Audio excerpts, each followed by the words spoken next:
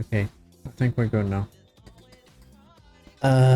Only now I noticed that the stream, the OBS was being an ass, and the stream was being very laggy because of OBS. Now it's good. That sucks. It is my greatest honor to serve as the key to humanity's evolution. Huh? What are you saying, little bro? Still outside the next safe zone? How inconsiderate.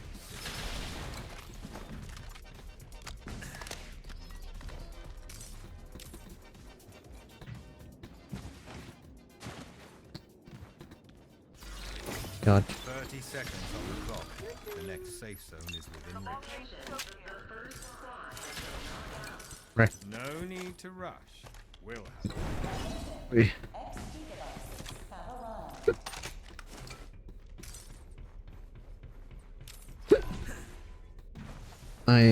I still don't get what's with the temperature these days.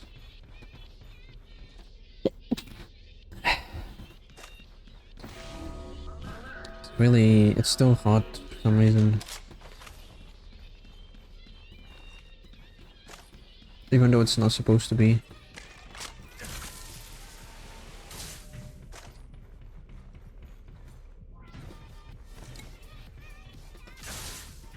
Like, it's supposed to be under 30 max, but that doesn't seem to be the case, because I find myself having to, is this higher zoom? I think so. If I find myself having to use my AC, I don't know, it's just weird. It makes sense if I'm doing something that heats up my computer, but the thing is, I find myself having to... I need it on even when I'm not really doing much. That's why I find it so weird.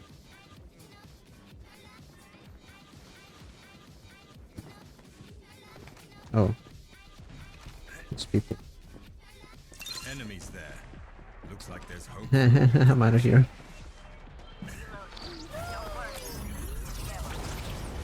Help.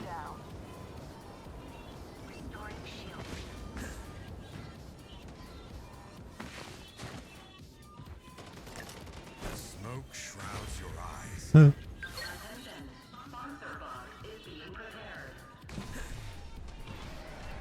Okay, what are we doing? Enemy knocked down. Reloading. It won't take long. What? Enemy shield shattered.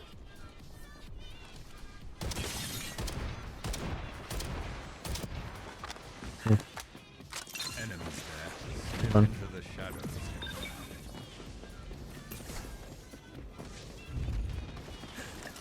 The smoke shrouds your eyes. Oh. Bruh. What am I aiming at? Don't worry, it'll just take a moment. Another one down. Okay, we're good. Restoring shield. Already? I heard him climb, I think, no? Oh. Enemy shield shattered. Under attack.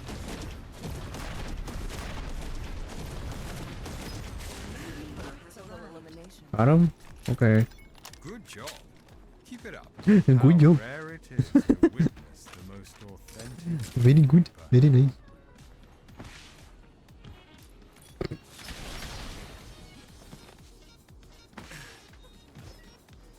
Don't worry about me.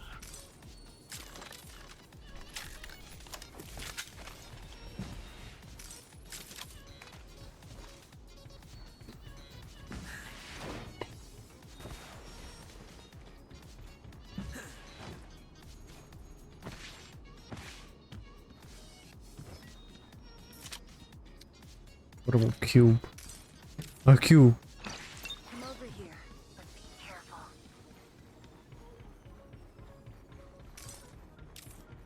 Who doesn't love having a cube?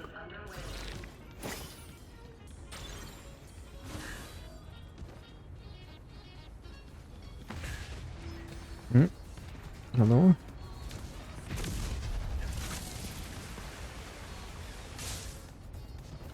Hold on. Yeah.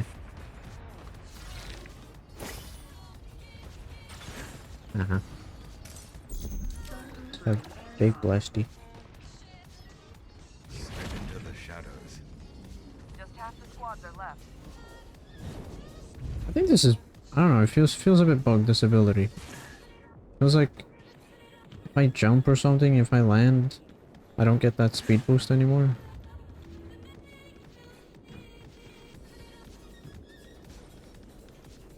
No one.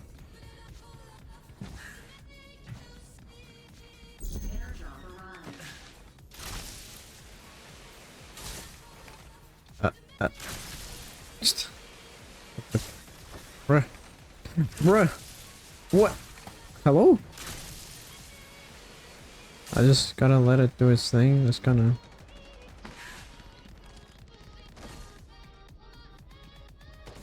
Danger. Keep your guard up. Hmm. Can't see him.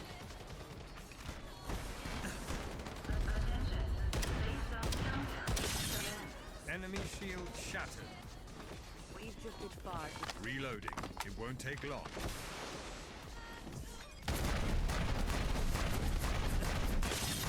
Yeah. Don't run. I mean, Enemy knocked down. Enemy knocked down. time. Holy shit. One left to worry about. So fuck. Another under attack. Total elimination. Open fire. Oh, we. Restoring shield. Relax. Super smoky. Using medkit. 30 seconds and the safe zone's still far away. Chop chop. Using medkit. Using medkit. Over here. Gonna check this. Nothing. Barrier though. That's cool. I don't think these can be destroyed. I think.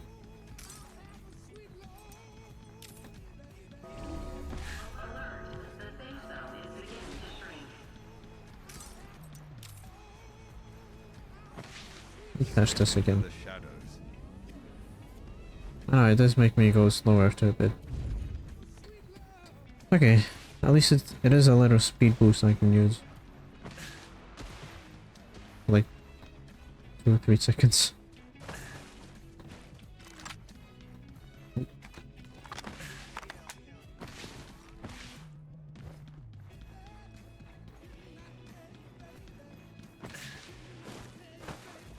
I didn't notice that I was running this game with a bit of a too high sense. Like my bullet. That little one. Enemy shield shattered. Under attack. My Right. targets have revealed themselves.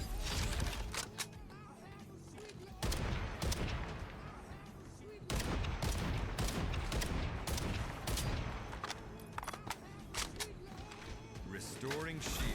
Relax. Enemy down. Lie down. Reflect on what you've done.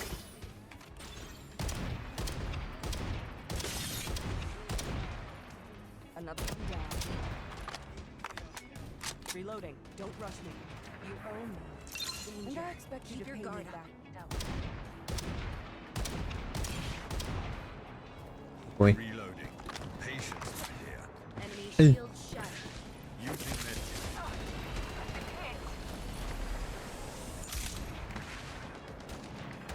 Enemy shield shattered.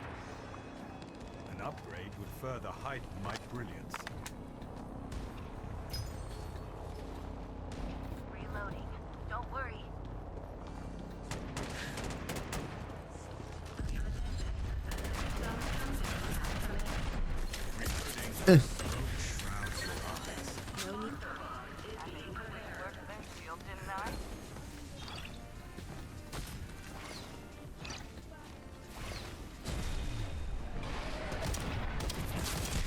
Oh my god. Nearly a flesh.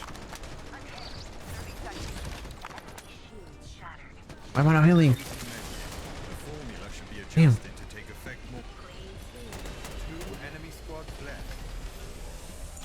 Restoring shield. Relax. Don't worry about me. Over here. Hold on. Oh. My target's revealed. Ooh. Already?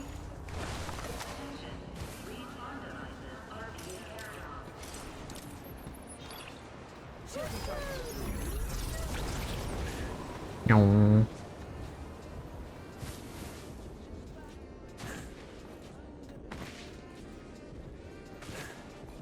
Over here. Healing up. Almost done.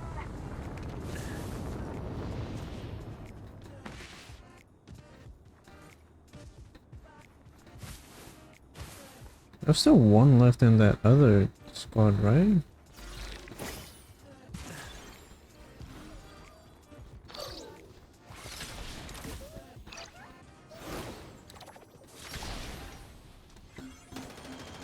Ah.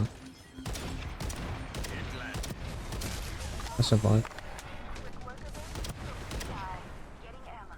Lie down and reflect on what you've done. Yep. Another one.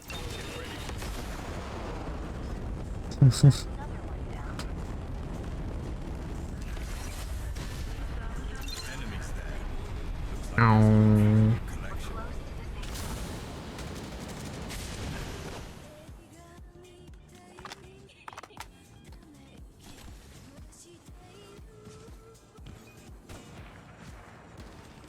Oh. We've still got 30 seconds, and the safe zone is close.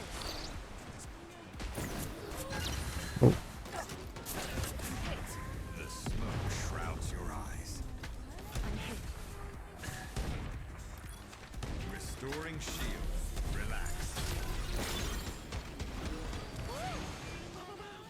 An upgrade would further heighten my brilliance. Enemy shield shattered. Damn. I got my suit dirty. I shoot. Reloading. Don't worry, it'll just take a moment. The smoke shrouds your eyes. Oh.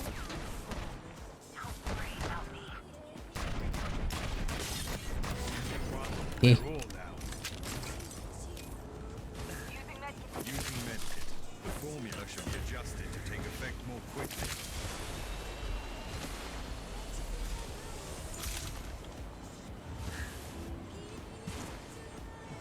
Oh god.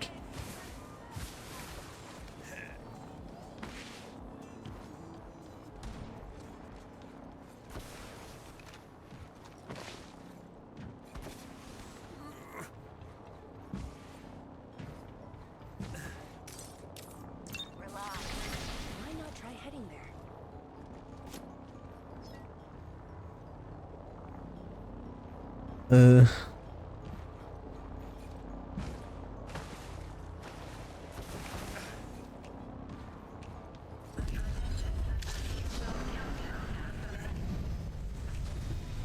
What's that?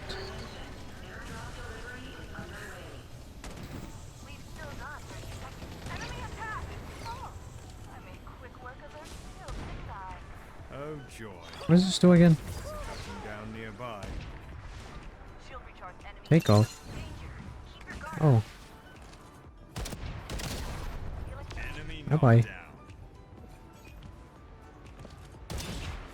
Reloading. Don't worry. Just take a moment. Goddamn boxes. What? Why did it switch weapons? Shattered. Enemy knocked down.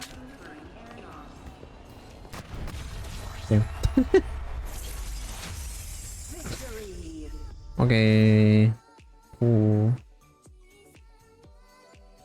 Oh, I gotta delete this. I forgot. Got it.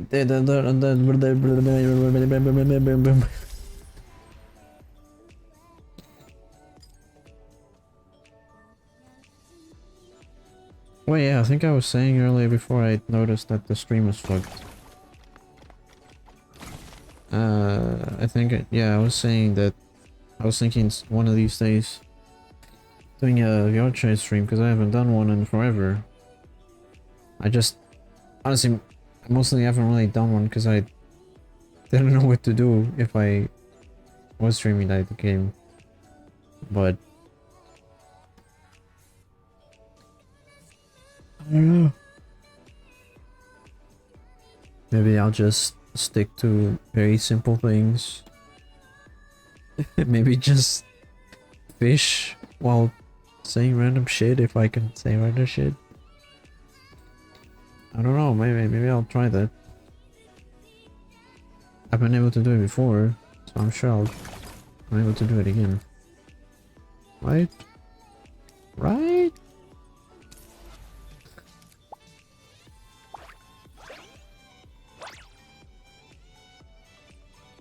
Oh, how do I cut this?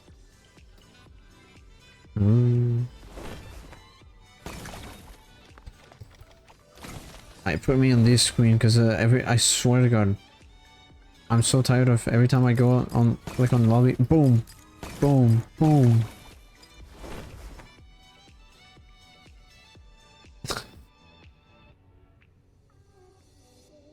How long has this stream been going on for?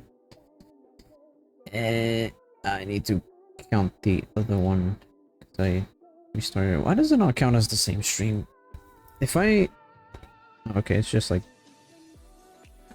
not even 30 minutes. If I'm streaming and the stream stops and starts again in under 10 seconds, it should still count as the same stream. Right? Right? Or maybe not. I don't know. Maybe there should be an option for that. Which I believe there is, and I don't know. I feel like whatever option I'm thinking about I have it enabled, but maybe it's not the same thing. I don't know.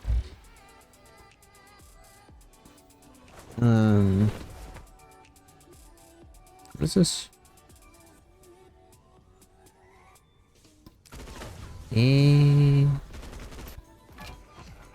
Oh, I have a thing for this. I don't even know how I gain these draws or whatever they just show up.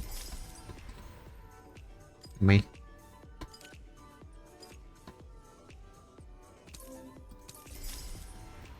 Crap.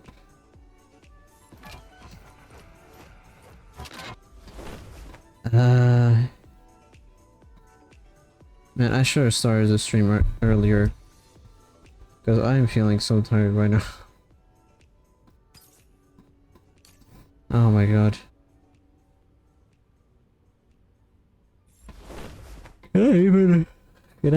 Should I even keep playing this game or should I try something else?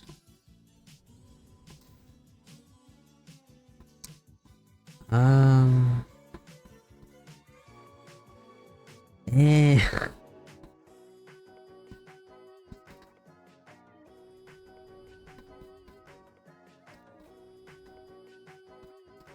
I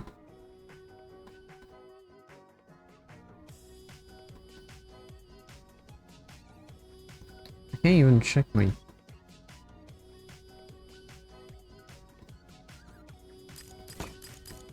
okay. I'll just do one more while I'm thinking.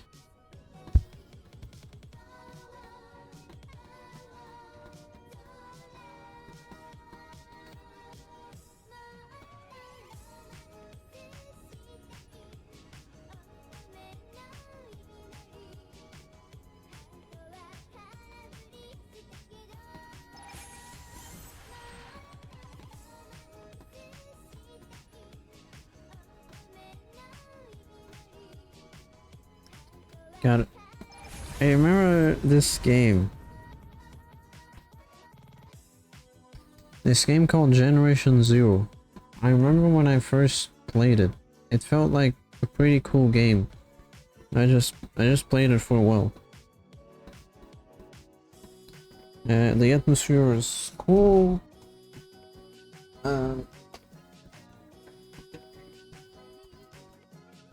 Back play it. And of course, eventually it got competitive.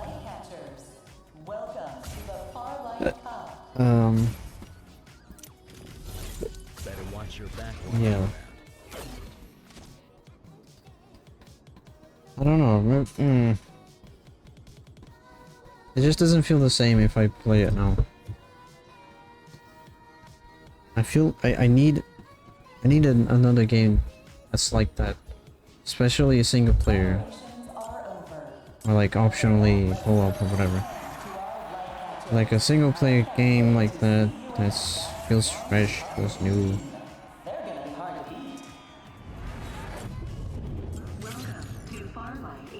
Eh.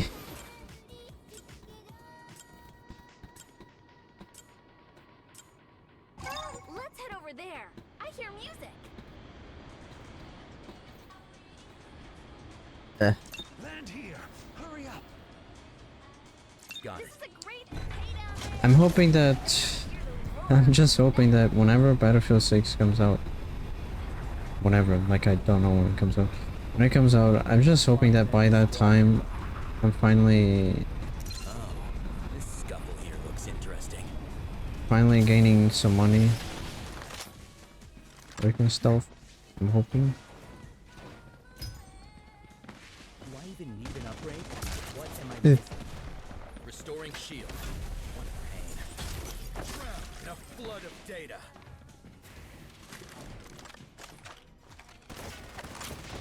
Oi. Where's my sight? Debate set. Enemy shield shattered. Getting ammo.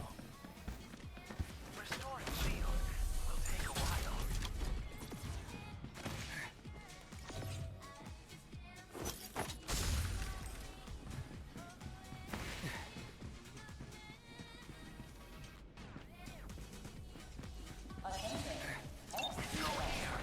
You won't regret it.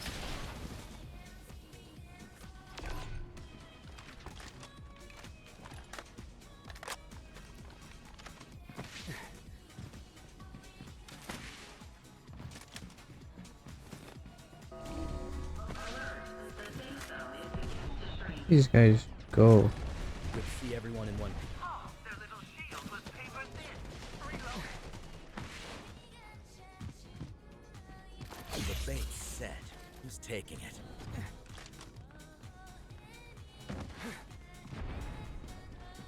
Boy. That hurts. I won't forget that. I'm down. This isn't good. Uh-oh. Shattered their shield into pieces. Enemy down. Time to reload. I'll be back on stage in a jiffy. Let's see who I've caught. Right? Your days are numbered.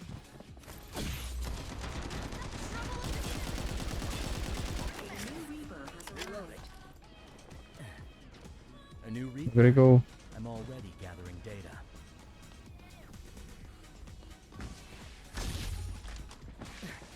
One of our respondents got eliminated.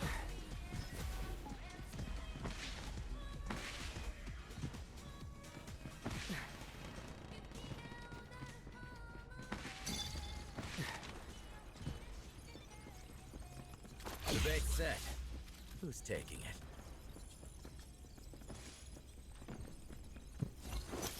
Drowned in a flood of data. Give me some light ammo. Chop chop. Our next tour comes here, right? Oh, bruh. Chop chop.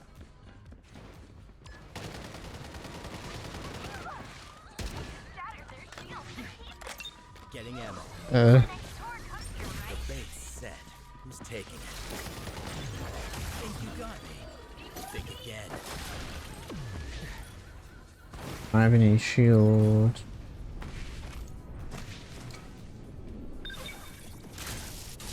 Bruh. Didn't want to waste this.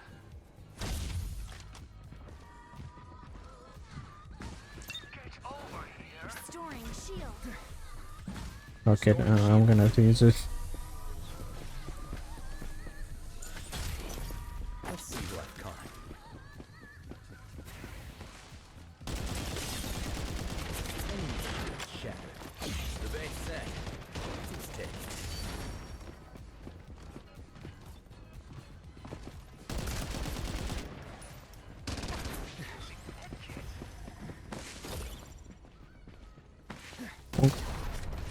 Knockdown. Enemy out of the game. Reaper has been killed. Let's see who I've caught.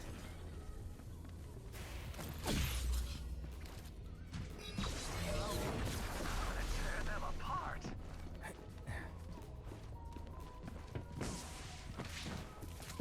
Stage is set.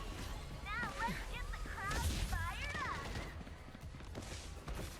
Hmm. Oh yeah. I don't like this. The bait's set. Who's taking it? Oh. Update installed. Upgrade complete. Restoring shield. Restoring shield. What a pain.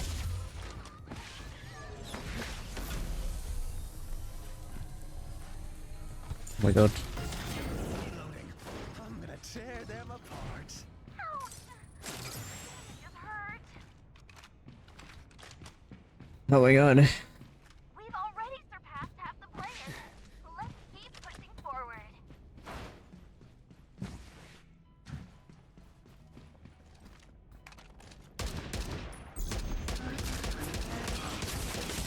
Oh my god. Me, I won't Jesus feel the Christ. pain.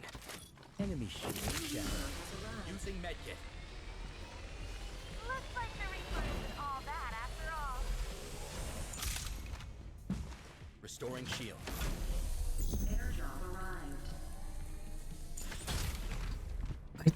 It feels like... I don't know. It almost feels like I'm missing something because everyone seems to hit me a lot more than I hit them. Who's taking it? It's dangerous. I wanted... I like it. Obviously, I'm gonna expect some people to Understood. do better.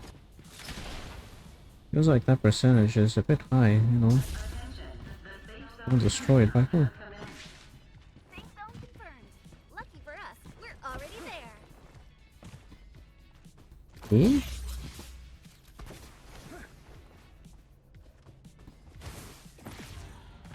What?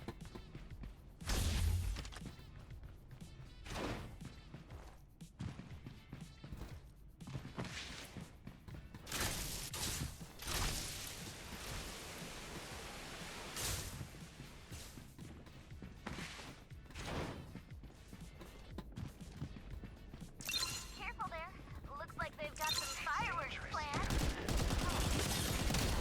Enemy shield shattered. Hmm. Enemy up.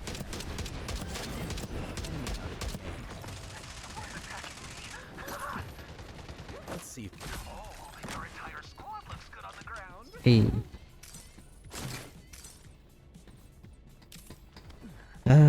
Don't really like this DMR. Using medkit. Can't lie. Wound is healing.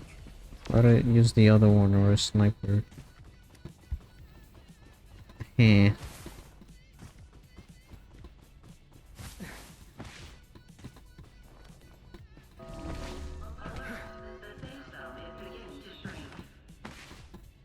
Good to see everyone in one piece. Well, one piece each. Gotta say, when it comes to gun feel, Apex guns definitely feel better than this one. This one feels, I mean, they feel okay. Don't feel bad. Definitely do not compete with Apex on that aspect.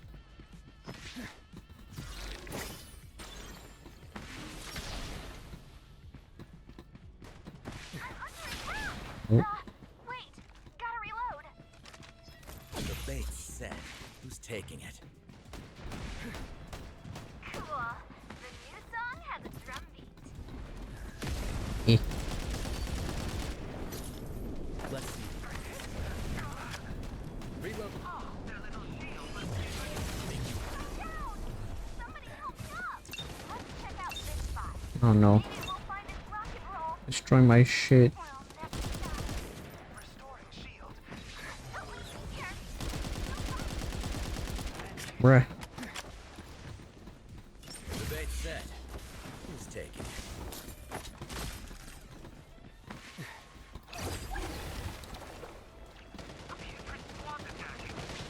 The squad. Oh, their little shield was paper. Go here. You'll enjoy it.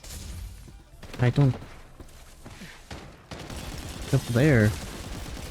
My god. Feel pain. Getting ammo. Let's see who I've caught. Restoring shield. What a pain.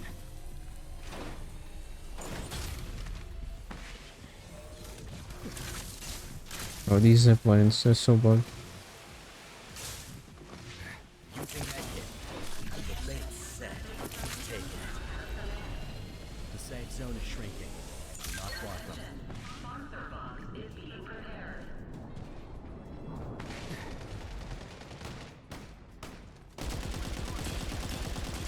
Good shot. Enemy Bruh. time to reload. So he's not invisible when he does that. You can actually see him. You just can't shoot him. Interesting.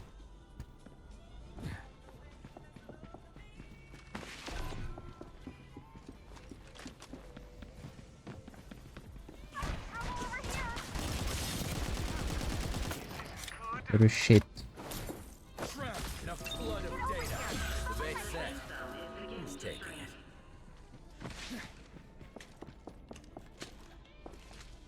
Go here. You'll enjoy it. Restoring shield.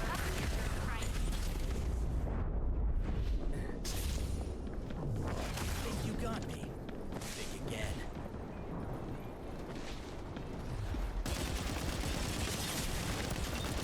I'll improve my performance. Here we go. Squad neutralized. Objective achieved. I'm sorry, but you violated my security protocols. Oh god.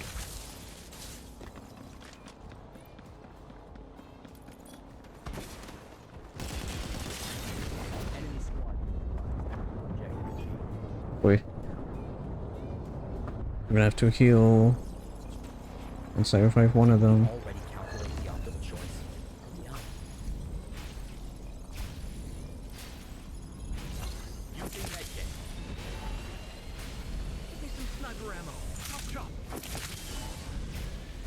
Give me some sniper ammo. Chop chop.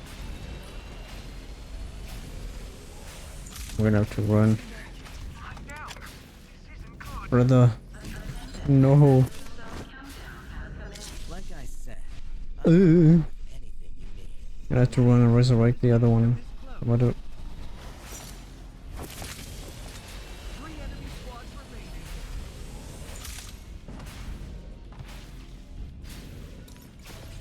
30 seconds remaining. Luckily, respawn device located. Just a scratch. Keeping things dramatic. Oh, they're resurrecting them. Okay.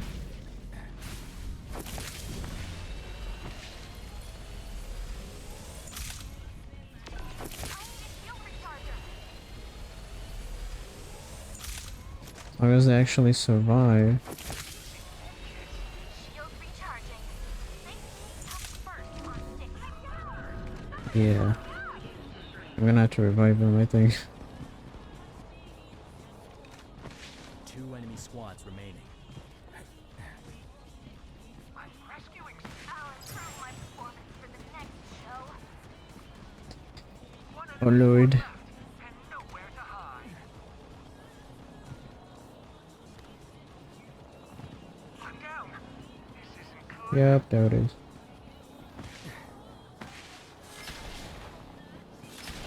How could you go down so soon? I'm gonna try to get him here.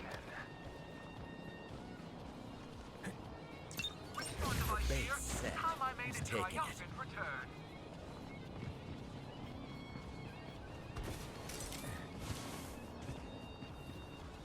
Hopefully no one spots me.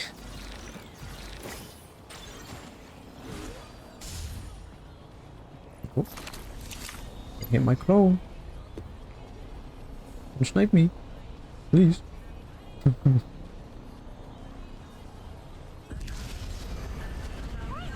tons of cool new data. Upgrade complete. Relax. The safe zone is close. 30 seconds. Next safe zone close. Oh. Flood of data. The base set. Who's taking it?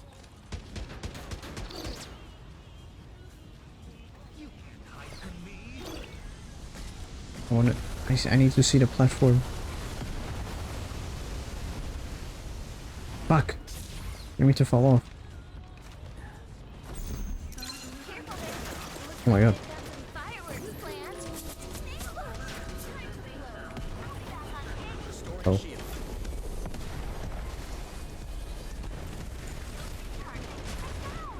Somebody help me up! I just shattered this world over! Someone's attacking me. The base.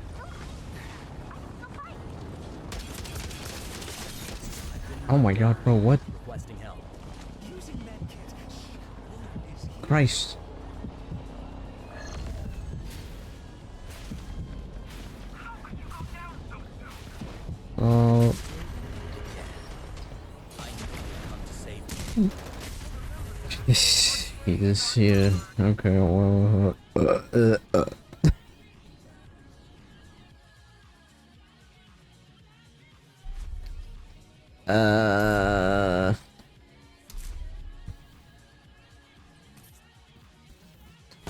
Yeah. This is honestly. I would say these past few months have been the worst for streaming for me, because I just felt like I've had like nothing to play on stream. Like, whenever I play a game on stream, it feels like I'm only playing it just to play something on stream, not because I actually want to play it, you know? The only game that I actually tried to stream that I wanted to play was Battlefield 6, the beta, but my PC couldn't really handle streaming that game. The one game that I was like, yeah, I like this, I streamed this. PC can handle all of that, never mind. So when the game comes out, if I can get it, I still don't know if I'm gonna be able to get it on launch or not. If I get it, I won't even be able to stream it. Unless they like really optimize it somehow, but I mean, I know I can stream like some smaller game modes, like maybe domination and team damage and stuff, but honestly, those were the modes that I would play. For example, on Battlefield 1, those were always the modes I would play, but it was because in Battlefield 1 the vehicles were just absolutely busted and you could barely deal with them on foot. But in Battlefield 6, it's different. It feels like you can actually do something, and they don't feel overpowered. So, yeah, like game modes like Conquest actually feel good to play in 6.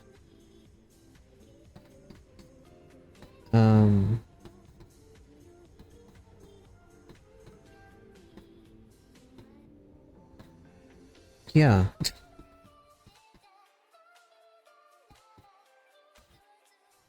Yeah, I'm gonna close this. I don't want to play this. Me. God, it's a fucking AG.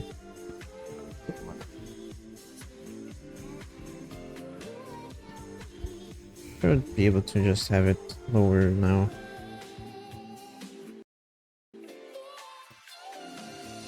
I gotta change this.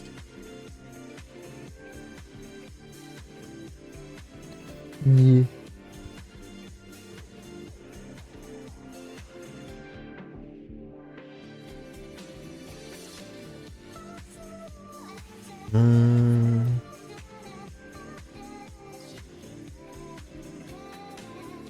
What now? I didn't want to end streams this yet because this is a. I haven't been live not even for an hour.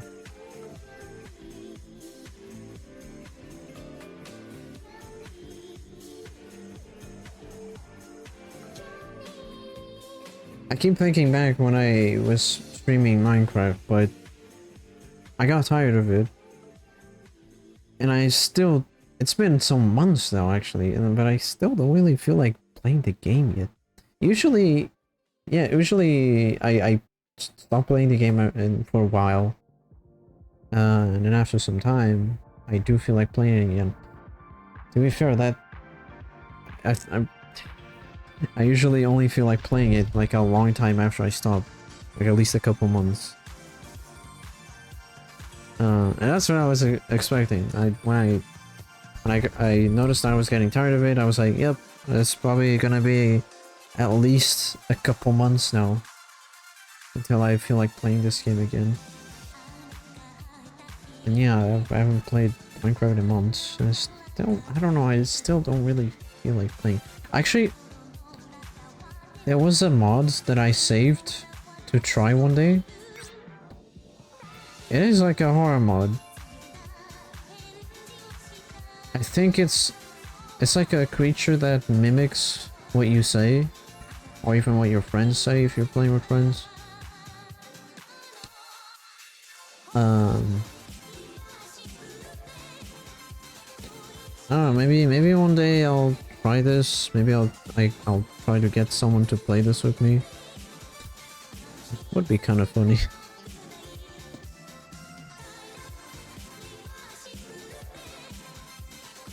Hmm.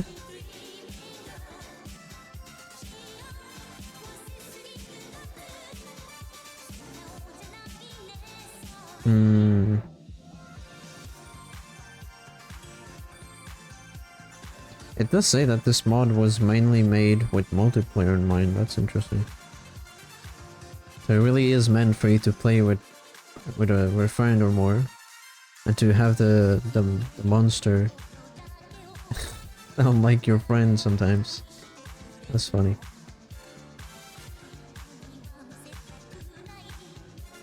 Yo, stinky ass! What the fuck? Man!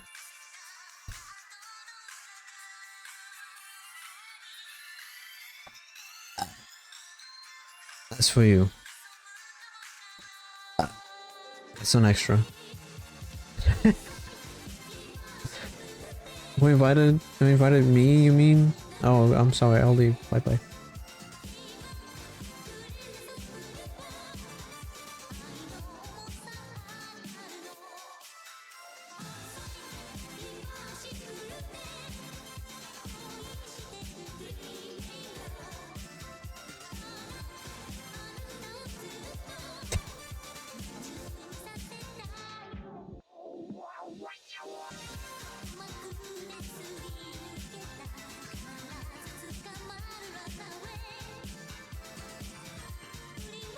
Okay. You know what happens when I don't feel like playing anything? Damn right, we watch some videos.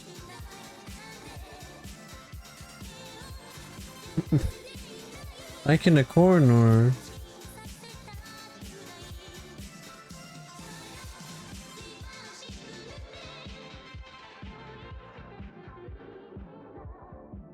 I'm waiting.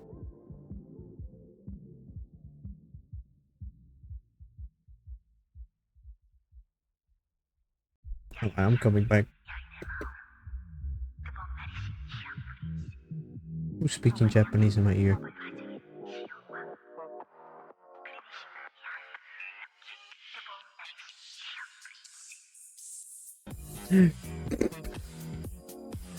Kami-sama.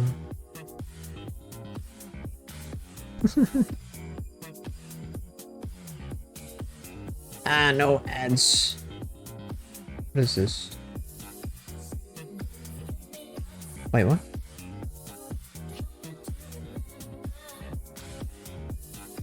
Wait. Huh? Okay, wait, huh? I clicked on YouTube. On my little Chrome, whatever. Next to the YouTube symbol, I saw a little symbol, and I hover over it, and it says, "Our hearts are with the victims and their families of the serious accident in Lisbon." What accident? I mean, the only serious accident I know that happened in Lisbon was like centuries ago, in like fucking 1755 or something. Are they talking about that? What? Because I don't remember any other serious like famous serious accident in Lisbon. They don't of my games on PC because I thought there was no way to move them. Turns out there was. Oh. Just download them again.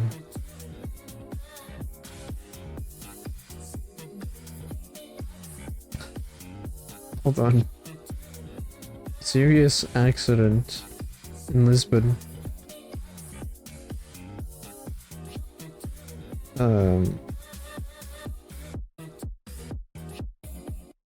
Eh?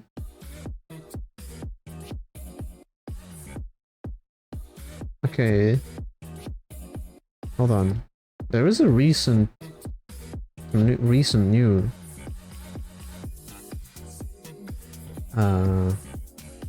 Lisbon crash, one of our biggest tragedies.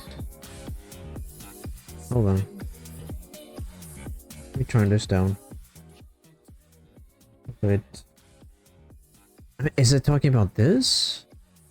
Portugal's Prime Minister scalded a what? Train crash? Oh, it was a train crash. I killed 16 people as one of the biggest human tragedies of our recent history. Damn. What? Lisbon's 140-year-old glory, which is popular with tourists, derailed and crashed into a building at around 1650 on Wednesday. More than 20 others were injured, 5 of whom were in serious condition. The Prime Minister added, well, that's what I get for not watching the news. I'm surprised my parents weren't talking about it. I don't know. Maybe they didn't even see the news either. So this happened, what, yesterday? It did say Wednesday, so... Well, I guess technically it's 2 days ago now because it's past midnight. Anyway. Huh.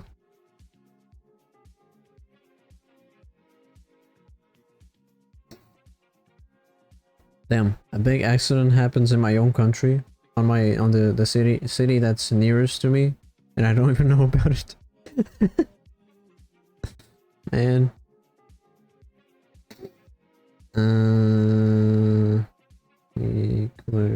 Okay. I'm checking where the accident happened. Because I was just curious to know if I was still working at the same place I was working last year. Because sometimes I would take the train to go to that place. I was checking if...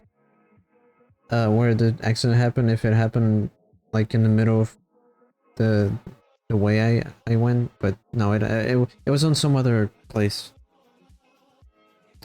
Even watch the news? No, I don't. I don't watch any news. I don't watch TV. I was gonna say I'm super young, but that I'm not old, but I'm not super young.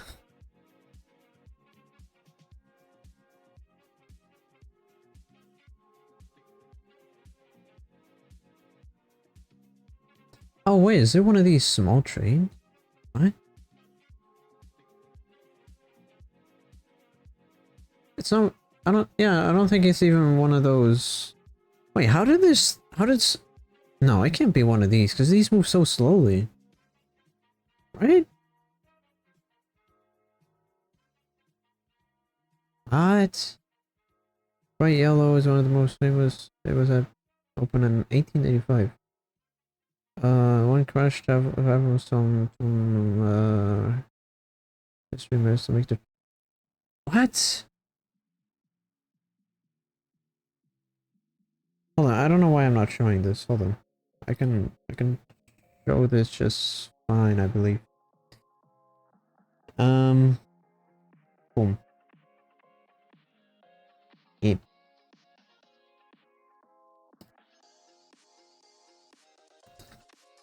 Look. Apparently it's one of these trains that crashed. Which is why I'm even more confused now, because these move pretty slowly.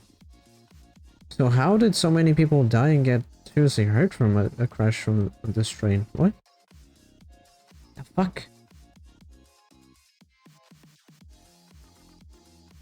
2 hours? Oh lord. There's an image of the crash.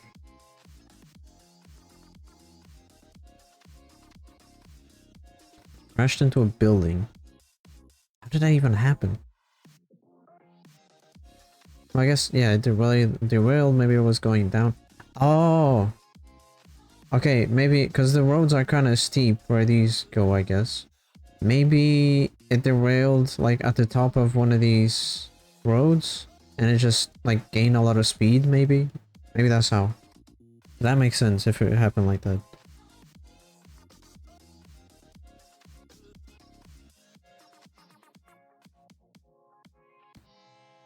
Yeah, because the road looks like it's kind of like, it's a steep road.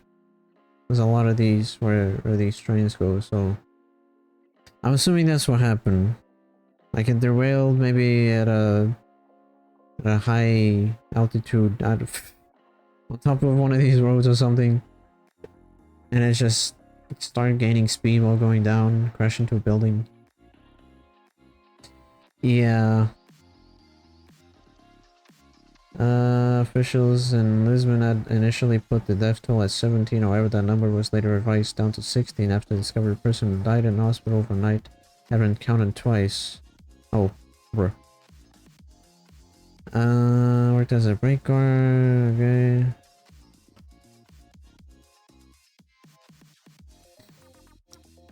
Eyewitnesses reports suggested that the braking system on the cable holds 20 whatever failed, sending it hurtling down the steep street.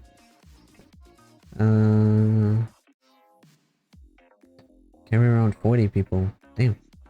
Hit a building with brutal force and collapsed like a cardboard box. It had no brakes. Oh. It's not known how many passengers were on board when the crash happened. What? How is that not known? That should be known. Before that, a cable came loose along the railway's route, causing it to lose control and collide with a nearby building. One witness told the vehicles were out of control without brakes. They all started running away because we thought the carriage was going to hit the one below. I see. I think that's just... Jesus Christ. My ears.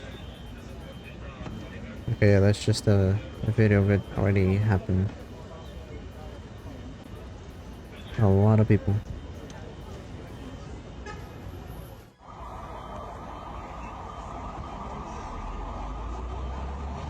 Oh boy.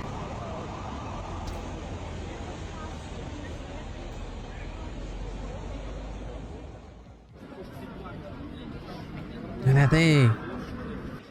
God damn!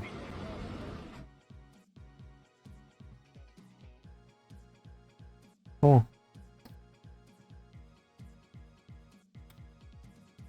I see. See, this is what I saw. I clicked on YouTube and I saw this. That's when I noticed. EP. I'm not.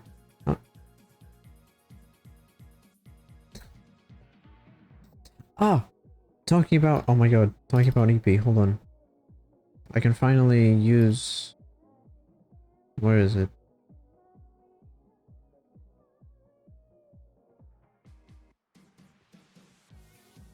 Yes! Yes! Fucking... Wait, I need it to be more, like... Down here, maybe.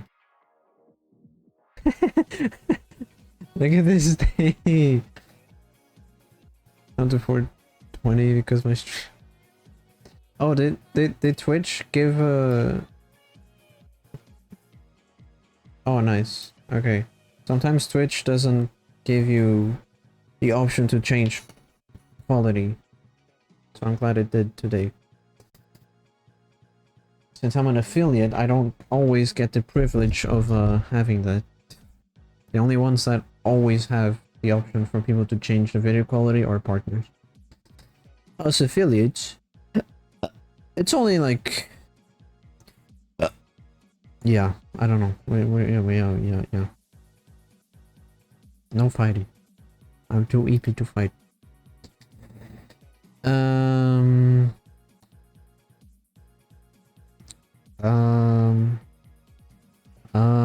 daily dose. Why not? Yes. Thank you. That's how you do it. Oh, I gotta turn off the music.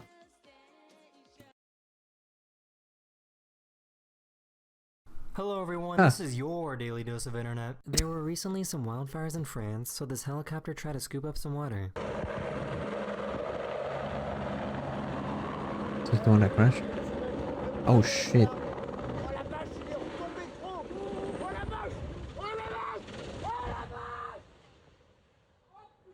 Oh, why is he screaming? Does he know the person? Coco. Hello? Is that person fucking passed out or?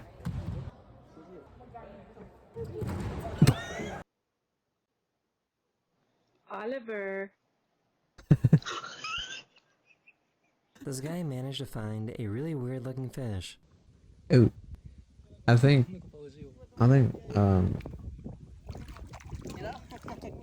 yeah, no, I don't think that's a weird looking fish. It's a fish that has a, or just pissed on him. Yeah, no, that fish, I'm pretty sure it's not supposed to look like that. Goes over the same stuff. I don't know, I only watch it sometimes. Actually, I only watch it on 2 occasions. On stream, or I watch Iron Mouse watch it. that's the only 2 times I watched this. But yeah, no, this fish suffered some kind of accident. Now that's a fish.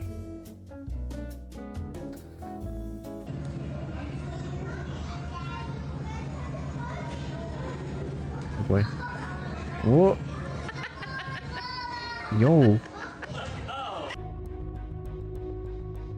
Oh god.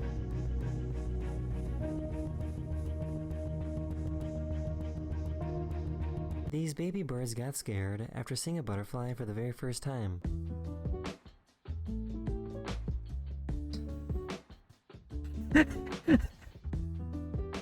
What the fuck is that? See, being scared of bugs is natural. Okay, bro, it's so natural. My.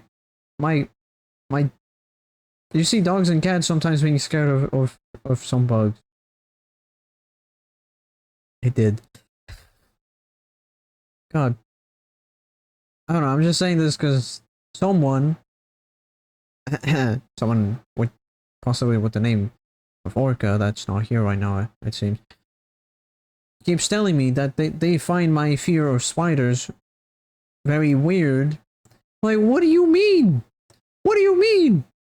There's spiders. Plenty of people are scared of spiders. I would say most people are scared of spiders. Just because you're not scared of spiders doesn't make the fear irrational or weird or whatever. You're the weird one for not being afraid of spiders.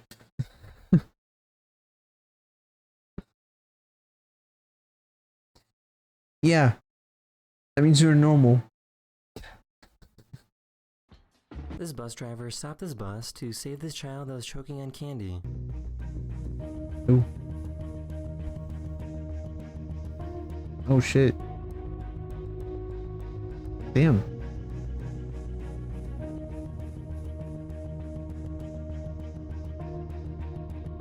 Is he good? Oh my god. You hit your friend girl in the chest. Oh. That was Okay, everybody look this way. nice reflexes. So, What'd she eat? What Okay, everybody look the fuck was that?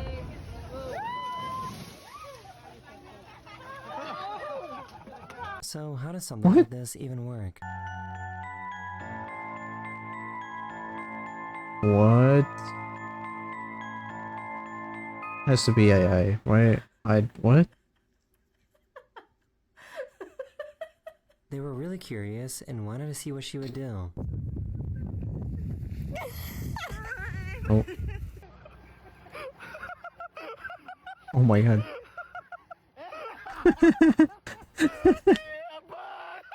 Please make a big circle. Oh. Do it to a dog.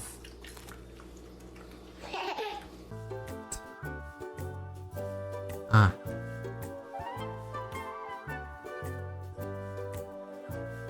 Only in America. She didn't want him climbing on the playground.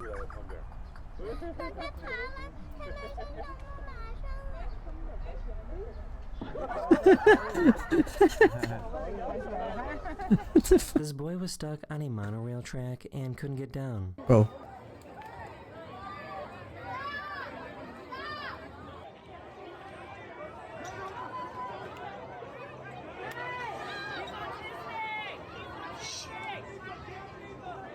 Covering his ears. Yes! He's still driving. America, that's why. Yeah, how did he even get up there? So what the fuck is that? Whoa! Go, go, go, go! They said that the Jesus. car made a weird noise when driving, so this mechanic wanted to see for The himself. fact that he just kept going instead of braking. He could have been squashed right there. He was so lucky.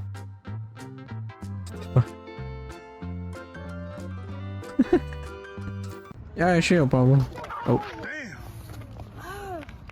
Bro. Who the fuck runs looking down?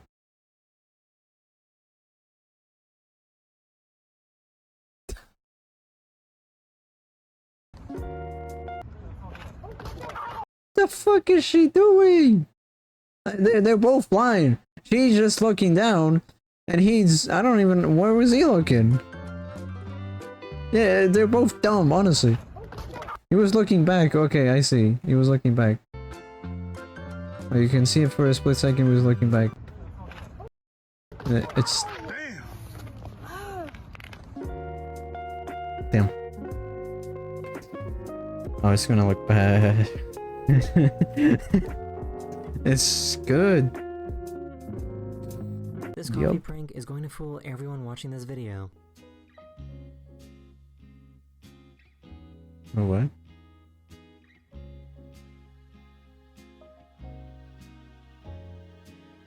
Oh. That's fucked up.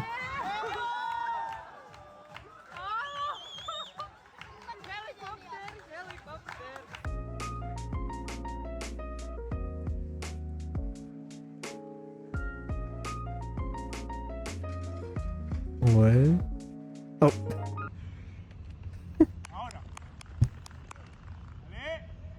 Oh my god.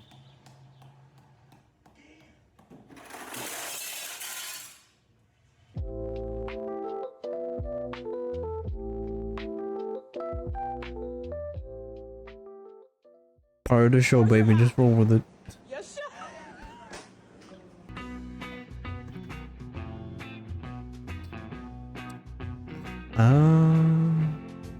man lost a game of Chinese chess and spent 4 Yeah. hours in the pouring rain trying to figure out how he lost. What? What?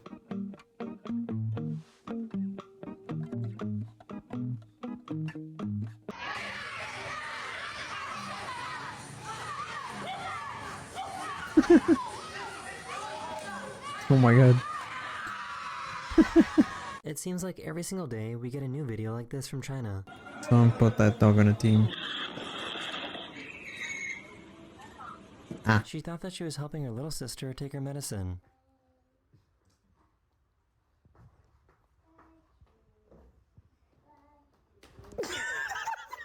For some reason, this cute spider wants to take... Isn't that for dogs? Or just animals in general? Seriously, no, what? Huh? I've never seen someone use one of those on a kid. Don't you just You know, give the kid the pill. Let him let them drink some water with it. Don't I what?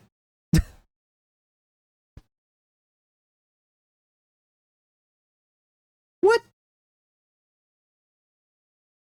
I mean, I didn't even notice. Okay, was that some like kind of liquid? If it, I mean, I don't know if it's some liquid, then I guess.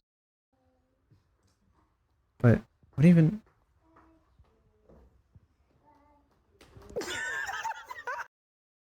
For some What? If it's like okay, if it's like a liquid, then I can understand it because you can measure it. Precise, like you can measure it well. It's liquid. Okay, then that makes sense.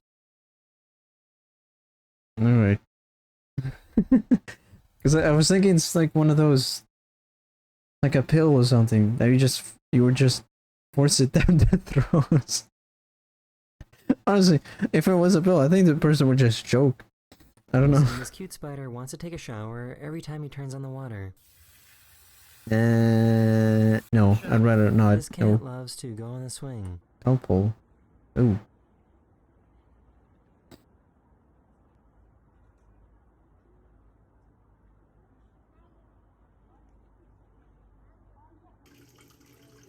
Cat. This guy somehow trained these fish to score goals. Fish League.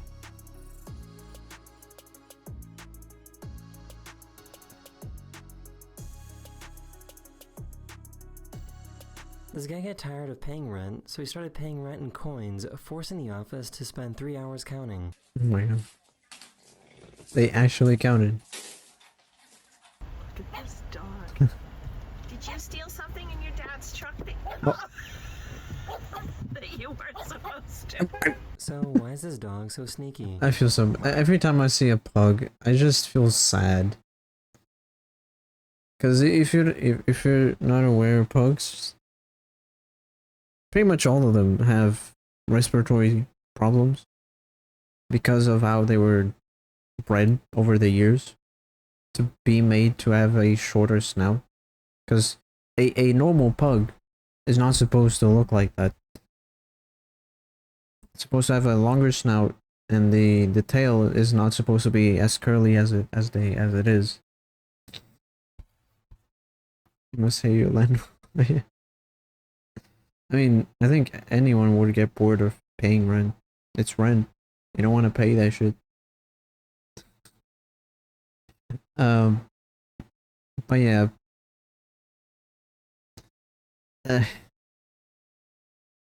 Pugs just suffer literally by existing. It's not even an overstatement. They're pretty much always suffering. The normal state of a pug is not being able to breathe too well.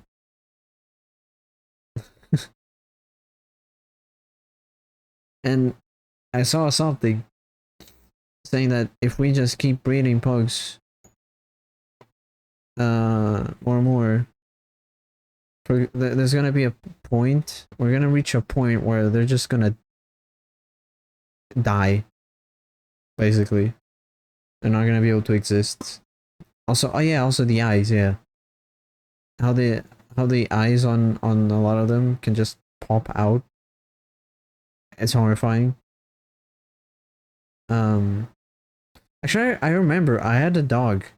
It was kind of similar to a bug, but a little bit. Hold on. I swear to God. I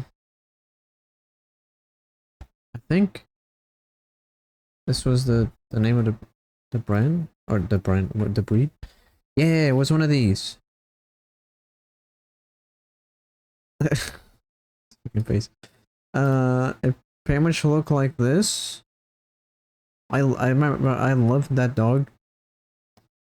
The only problem I remember him having was one of the eyes was always getting dirty. And we had to kind of like try to clean it. It's a bit Aside from that, thankfully I don't remember him really having other issues, but yeah, it was mostly his eyes. And I swear to God, sometimes it would look like his eyes could pop out. It was kind of terrifying. Like, it doesn't really look like it in this photo, but I don't know. Sometimes it was weird. I don't know. But yeah, I missed that dog. Then... That was nice to see, yeah. Like, his eye would really get, like, really dirty. Thankfully, it was only one of them. So even if he's ended up getting, let's say, blind from one eye, at least he still had this other one. I mean, actually, I don't know. Okay, we had two dogs, right? We had this one and another one. It was like a smaller breed of a Labrador. Eventually we reached a point where we had to give him away to someone. My parents just couldn't keep them anymore. I mean, I don't know. I think a few years later, we found out that he died. I don't exactly remember how. But, yeah, that was pretty sad. The other dog, I'm not sure. I think she's still alive. I don't know. I have no idea. That makes me wonder if that other dog, if she's still alive now, if she like saw us slash smelled us, if she would recognize the smell, she would recognize us. Because we had her for, I want to say, at least a year or two. Like the first, let's say like the first 2 years, I think, of her life. So I'm sure she would recognize the smell, right? It's been quite some years. It's been a damn. Now that I'm thinking about it, it really has been some years ever since we gave her away. It's always this chance. Yeah. Oh, it would be cool, I guess. I don't know why I'm saying I guess. It would actually be pretty cool. I know my mom would never want to do that because she would like start crying and shit. Um.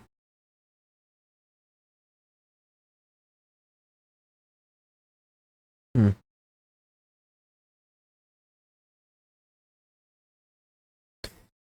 Oh. What's the rest of this video? Hello. Didn't even finish it. Oh my god. Milo. Oh my god. That is the end of this video. We hope What you is that enjoyed. dog? And Seemed I'll kinda see you guys creepy. again very, very soon. Later. Ew. Later. Uh, uh,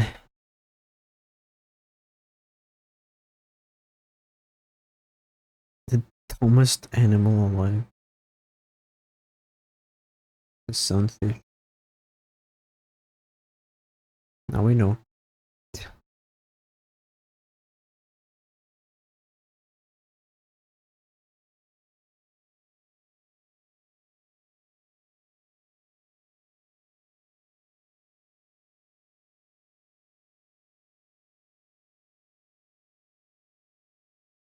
Portugal's most famous restaurant.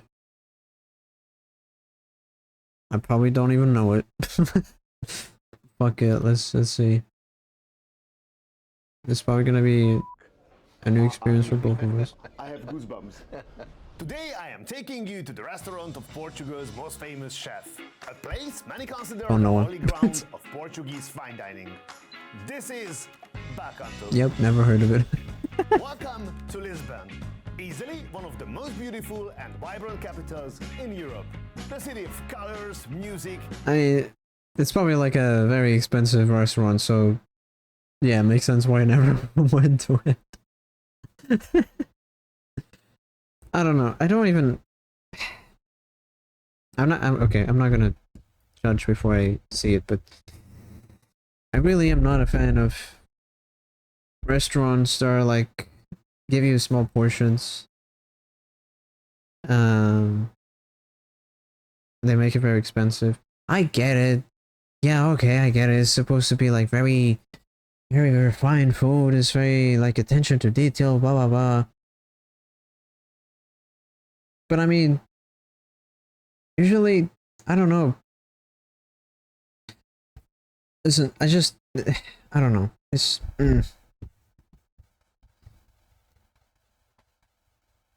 yeah, that's the thing. Because I've been to a lot of restaurants that are, the food is like cheap, or maybe let's say even just a little bit expensive. Where the food was like really good. Just in restaurants that are, you know, definitely a lot cheaper than these. I'm sure this one is very expensive. So like, if I can go to a restaurant and get good food for a decent price and get good portions, a lot of times they give you like more than you can eat, which I like, because even if you don't eat everything, you can just take the rest home and eat it later. So it's almost like you're paying the price of one meal for two meals sometimes. Because let's say you're only hungry to eat like half of it, or maybe even like 2/3 of it. Bro, take that shit home and you got your dinner settled. They do. I love it. Although, okay, I don't love every restaurant like that, because sometimes, or maybe a lot of times, restaurants like that are very crowded and they're very loud. Like, people talk very loudly. There's a lot of noise, and I hate that. I don't care how good the food is. If the atmosphere is loud as fuck, or I can barely even hear the person that's next to me, I'm not gonna want to go to a restaurant like that. I get way too overwhelmed with all the noise. Just, no. But I have been to restaurants like that where there wasn't many people. It was, you know, not loud. I don't mind a bit of noise, because I also hate eating in silence, because then you hear the people chewing and shit, and it's like, yeah, exactly. So like, I don't want it to be completely quiet, but I also don't want it to be loud. I don't mind. I like having a little bit of noise, you know? And maybe some music, maybe TV going on, I don't know. It's like a little bit of, you hear a little bit of people talking. I don't mind that. Because I do actually prefer having a little bit of noise when eating, because that makes it a lot harder to hear people eating, which I fucking hate. Yeah. Because sometimes, for example, when I eat with my parents, we usually have the TV on, but sometimes, I don't know why, they just have it off. I don't know, they just don't feel like turning it on. And I turn it on because it'll just be way too quiet, and then I can hear them chewing and making noises, and it just... it makes me fucking...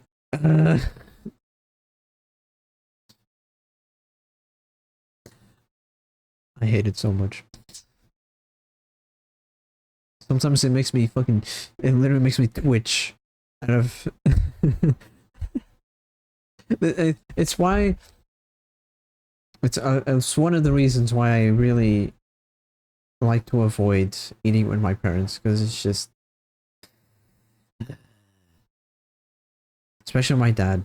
Sometimes depending on the food, sometimes he's so noisy when eating. It's just... oh my god. We used to, and I used to tell him a lot in the past, like, I would tell him that he's being too loud. And I did that for some years. But eventually I just gave up because my dad, if he's doing something annoying, that's, you know, annoying someone, and you call him out on it, usually he will like stop and like try to not do that in the moment, but later, the next day or whatever, he'll just do it again. He does this with, he's like this with like pretty much everything, I swear to God.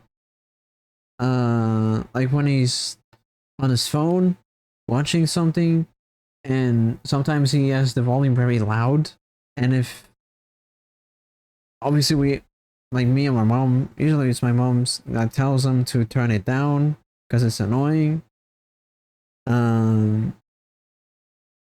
He always needs someone to tell him that he's doing something that is annoying, or else he won't stop.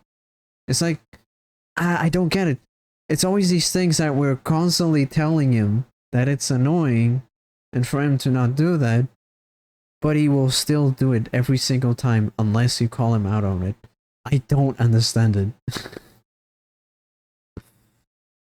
it. God. I really don't understand how someone can function like that. I do also know that he's someone that likes to receive attention. So I don't know if that's a way of calling attention, like getting attention. But then he doesn't like it when people call him out on these things. It's weird. I don't know. It's very weird. Anyway, about this restaurant. Historic sites, monumental buildings, and of course, food and wine. Portugal is famous for its food scene. Buzzing markets, bakeries, crowded streets and alleys, swimming in delicious smells. As tempting as it is, today we are here to check out the fine dining part of it. Oh, one of those things. We arrived at the door in Welcome. Sarpinto Street. Hello. Really? The interior looks very nice. A lot of wood and stone with charming pastel colors. It's I do like the interior. and it's a pleasant warmth. Yeah, I like it. Our table is in a room full of wines, watching us from every angle. It's like they knew where to sit me. Speaking of which, it's time to choose our drinks. They work with 3 wine pairings and a non-alcoholic pairing. Let's see. Dude. Wine menu 150, premium wine menu 300, unique wine pairing 450. It's fine, okay, it's whatever. But you know, the funny thing is, I don't like wine, but I've heard from people that do like wine, like for example my family. They say that usually with wine, from what they've tried, like all kinds of wines, especially my brother, he's tried a lot of wines, and he's not like an expert on wine, but he can like tell a lot of different things in wine. From what he said, any wine that is like above a certain price, I don't remember what price he said, maybe like over, I don't know, maybe let's say from my memory, maybe a wine that's over like maybe 70 or 80, 50, maybe, I don't know, let's say between 60 and 80, I don't know, that it's just overpriced because the taste will not really be much different from the like wines that you get from a bit under that. I don't know. All I'm saying is these are just overpriced. I'm sure many of you made the bet As far as I know. on the last one. Let me surprise you. I went for the unique pairing for 450 euros. There is both a la carte and tasting menu options. Somehow I know we will be in good hands. So we go for the set menu, which will cost 265 euros per person. And our welcome champagne is going to be an Alice Bougie. A tiny and beautifully illustrated card arrives at our table. After that, 4 bites arrive. So the game starts. What is that? The first is the representation of carrot with ajo blanco foam. Then seaweed cannelloni filled with Portuguese crustacean, What is caviar, and sea urchin. Oh god, I don't As like it the is texture called, of is it. cabechu and foie gras. And last but not least, a tuna belly He just tartare in knows. a tempura basket. These bites show a lot. Why do these look Textures, Japanese? What the playful fuck? And dominant flavors. The quality of the ingredients is unquestionable. Fabulous one. After a nice crunch, it simply melts. I don't in like your that. I don't like how that one This looks. is a wonderful opening. Mind blowing.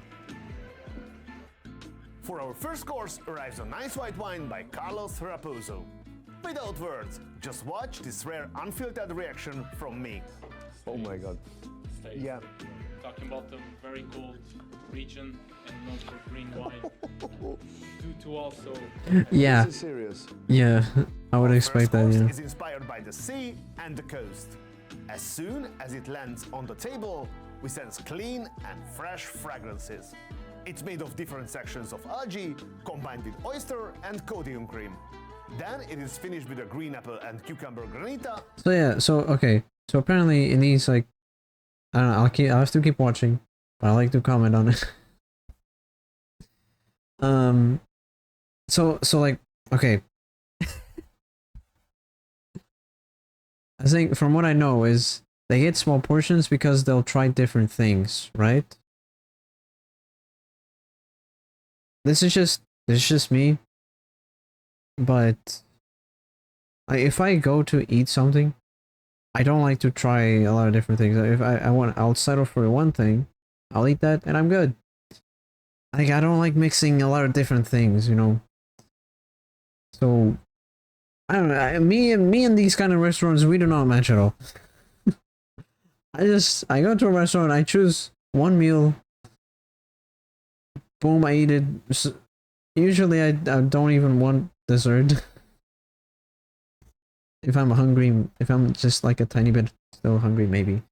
But In front yeah, of us. I think we had like 6, 7, 8, I don't know how many different textures. Really playful. On paper, oyster should be the dominant ingredient in it. But actually, it just makes it complete. It is so good that the beautiful wine just simply disappears beside it. Next, we move to the bread and butter service. Two things that will never fail me Bread and in my butter. life. We can choose from 3 types of bread. A traditional Portuguese cornbread, a sourdough bread, and an olive bread. For the 3 breads, we also have 3 kinds of spreads. Plain butter, What butter the? with Portuguese pork sausage cream and tomato powder, and smoked butter with rosemary ashes and salt. All of them are really great, but I will always favor the first one. Plain and simple butter. Although I love every bread, but the cornbread takes the show here. Whoa.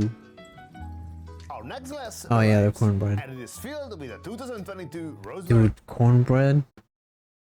Usually there's 2 types that you can buy. You can buy like dry cornbread or the more like moist one. The dry one, honestly, it's pretty shit. In my opinion, that's for my taste. The more moist one, that one is the good one. That was just, oh, it's lovely. Yeah, no. If someone, if I ever had someone be like, it's like, so I don't know, let's say surprise me, be like, I'm gonna take you to one of these very fancy restaurants. I would have to fake my enthusiasm, be like, yay, that's great.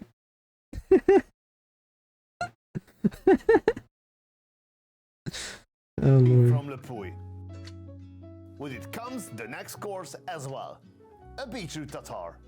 There is a puree made of I'm sorry, beetroot pounded with sweet potato. Then we have these popping Dijon mustard seeds, and on top there is beetroot and pine nut ice shavings. Then they finish it with a pine nut milk Pine to nut tie milk? everything together. It felt a bit bland after the first bite. Yeah, yeah, yeah, exactly. Yeah, hey bro, if you know me, you don't take me to one of these. Oh, okay, you know.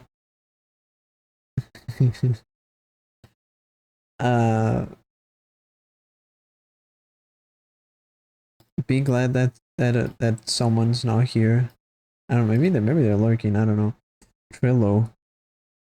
You probably have seen him in the chat. Definitely seen him in the server. If he saw me saying this shit about these restaurants, I think he would be fuming right now. Because there was once we were on call, he was watching some videos about like these fancy restaurants. I think it was in Italy, and I don't know. I just made a little comment how I didn't really like these restaurants because of all the like small portions and whatever.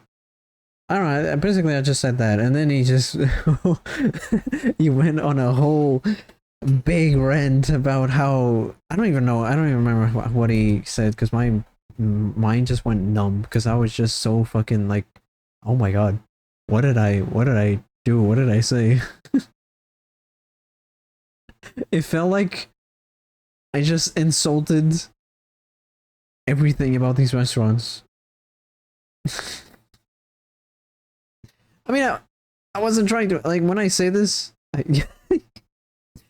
yeah, so if you're ever talking to him, just avoid saying bad stuff about these restaurants. I know that he said he's worked on one of these as like a waiter or a sitter. What was it? I think it was a sitter. I don't know. But yeah, I don't know. I think all I said was I didn't like how the portions were small. But that was it. As far as I remember, that's pretty much all I said.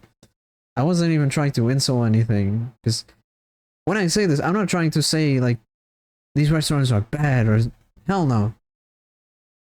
For these restaurants, for me, they're their own thing. They're obviously not bad because I mean I'm sure the food is like pretty good. Maybe not all of them, but yeah. 11.1. It's just they're not for me. That's it. Then it started to melt together and the flavors showed up. Many layers, many textures. Yeah, I would It's not like having this multiple dish because musicians beetroot is. I don't like beetroot. different melodies. But the end, they stop playing at the same time. A clever dish, and it is not uncommon from a chef like. Does he even José eat all of it, or does he just Today, taste it? He is the most renowned chef of Portugal and has several restaurants around the world. Damn. TV shows, books, international recognition. He Never seen literally him. owns a culinary empire. He graduated in business communications, although he almost chose architecture. Then, amongst the other big names, he was. I just want to see the food. I'm gonna be honest. Our next wine comes from the neighbors. I just taste Spanish it. wine from the Canaries. Yeah, because I would expect that's how people can have the hunger to eat all these different things. They just try a little bit and they just, which is honestly it's a waste, right? Because if they give you that, it's already a small portion. But if you're not even eating all of it, that's such a waste. I hope he's eating all of it. If he likes it, that's it. That is. Cold, right? As you can see, it's too cold, so I can't really taste it properly. I had to wait a bit for it to Wasting reach money. the right temperature. Cold temperature can hide the mistakes. So we will see is this sense of preciseness will remain. But even as it warmed up, big unfortunately, leg. it didn't get any better for me. Ah. The dish that comes with it, it is a bridge between tradition and modernity. It is hamachi, cabbage, and the Bro, that looks like shit. What the fuck? What the fuck is this? Hamachi? Bro, that was a program I used for years to play Minecraft like on a fake LAN thing server. Yeah, that just looks like a very depressed salad or something. What the? It's fancy, it's fancy. broth. Can they show an actual tasty looking dish already? Cozido a portuguesa. Originally this was known as the poor man's feast. Oh. Families just threw everything they had into a pot and boiled a stew out of it. It's a bit like being in college and opening your fridge in the middle of the night. Yeah, this dish, it's not the one that they showed in his plate. I mean, that's pretty much just the cabbage from it, from all the different things. But I don't know. This dish, people here make it a lot. Wait, I don't know. I'm not gonna say a lot, but it's a traditional Portuguese dish. I don't know. I think it's very overrated here. People are always like, "Oh my god, this shit is so good." But I guess okay, if you like everything on it, then yeah, I guess it's good. But I only eat a few things in this. Like I only eat the potato, the carrots, and a little bit of the meat because they use pork and cow meat in this. And even the meat, it always has so much fat. I don't know. Whenever they make this dish, I'm always like, yep, I'm gonna starve today. I should to play Minecraft online. Yeah. But a mod that would let us join each other. Dude, I only learned about that mod literally this fucking year. And I don't know, I'm guessing that mod has existed for years. When I found out about it, I was just like, bro. What the fuck, bro, what is this? Why did I not know about this longer ago? Why was I using Amachi until now? Why I could have just used this mod and it works so well. Bro. I remember there was one time I wanted to play with someone. And I was telling him to download Amachi so we could play Minecraft. And they were like, no, this looks like a virus. Then one of them think it's a virus because of their... Oh my god. I was telling them like, bro, I've been using this program literally... Oh my god, that is so loud. Holy shit. Oh, hello. Hi. I was telling them like, bro, I've literally been using this program for more than a decade. It's not a virus. Trust me. This program is like the most used program in Minecraft to play like in a fake LAN server. They wouldn't trust me. Even though we were like close. But anyway. People download this might... Like I was telling them, like, this program is so... It's been used by so many people. It's so known. Just because you don't know it doesn't mean it's a virus.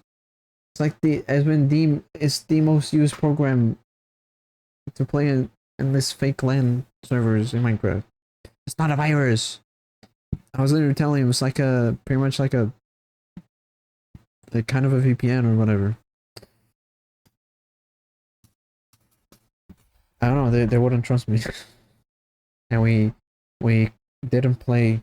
We only played if I managed to get that mod working that would let you play with others. Because if we're trying to play like a mod that was only available on a certain version and that version didn't have that mod, which I'm not remembering the name of, it's just we wouldn't play it because they didn't want to download Amachi because it's a virus apparently. Yeah, it's so dumb because that person, they didn't really know much about computers. And I know a lot more about computers than that person. So it's so fucking annoying when someone that barely knows anything about computers is telling you that, oh no, this is definitely a virus. While you know a lot more, you're like, no, this isn't a virus. It's completely fine. And they won't trust you. It's one of the most annoying fucking things ever. Imagine going up to a doctor and being like, oh, I need a medicine for this disease, and the doctor's like, oh, okay, you need to take this medicine, and then the person's like, actually no, I don't trust this. I don't think this medicine is gonna help me. Imagine...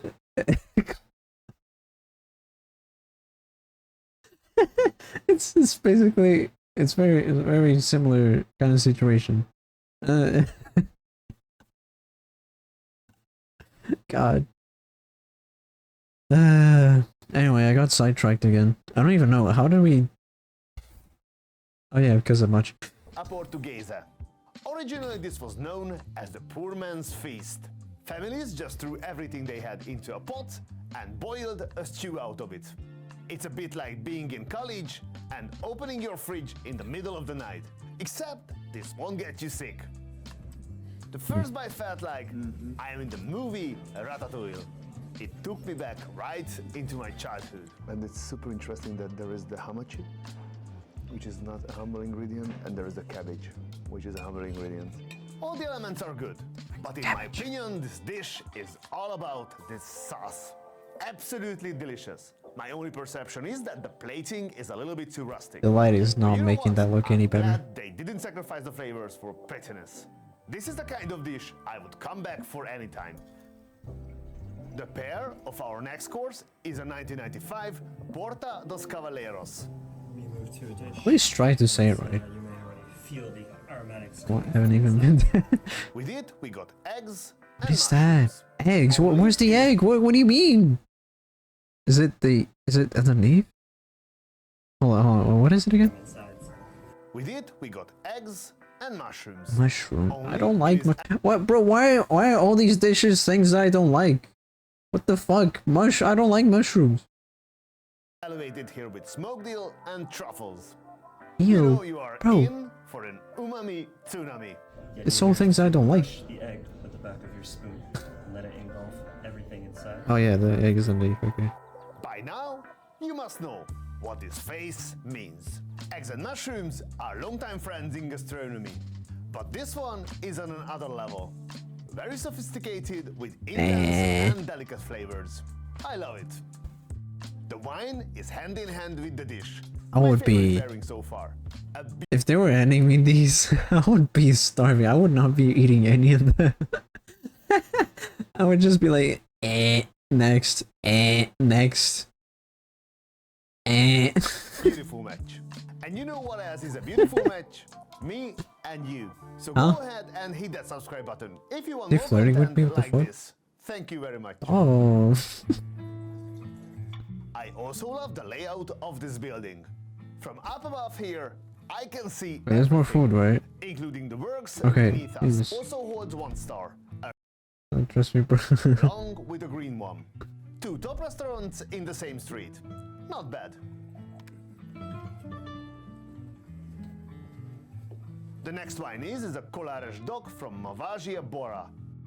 And with it, barefoot cuttlefish and scarlet shrimp. It's a like big shrimp. What the tastes fuck? amazing. Since when do shrimps get that big? To a tough period of Portugal's history. You might not know this, but Portugal once was occupied by dictatorship. Yep. In those times, it was really hard to come by better ingredients. So Until like kind of recently. It was only 1975 where we stopped being a dictatorship. It's crazy. they started cooking with things that were less utilized or used.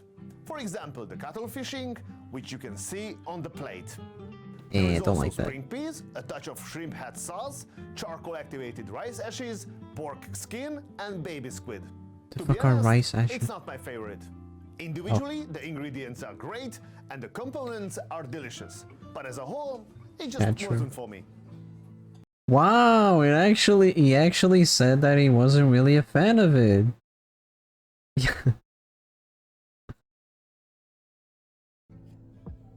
Our first main course is about to arrive. First The one main that comes course, with oh it my. is Crosta dos Profetas. We start the main courses with the best fish that's available in this season. Okay, so those were just little things for you to try. Okay. I mean, they definitely look like that, but Sea turbot. They grill it with its fin on it, which in time detaches itself from the meat. But it adds a lot of flavor, so it gets back into the mixture.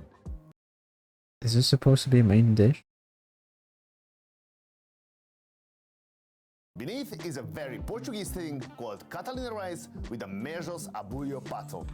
It was named after a famous Portuguese poet who was very fond of this food. Its base is clams, olive oil, white wine vinegar, and coriander. And as the gentleman tells us, And then everything is made a little bit better with a touch of caviar. the coriander comes through Yeah. beautifully. It's the same game. What happened? The fish eggs just make it look disgusting. If it wasn't for the fish eggs, like, sure. It looks like I could maybe eat it. But the fish eggs just make it... Ugh. With the mint, 3 dishes before. I hate You the can just, see, the way it looks and the coriander, but super beautifully. McDonald's. Yeah, it's like, man, fuck this shit. I'm going to McDonald's. Like, I usually do wanna avoid McDonald's and stuff. I rarely go to those, but honestly, yeah, just bro, give me a McDonald's. We're not done with the video yet, but Give a we'll knife see. with this course, because the fish is nice, but a bit tough for the spoon. Wait, they don't give you a knife? Bro, what the...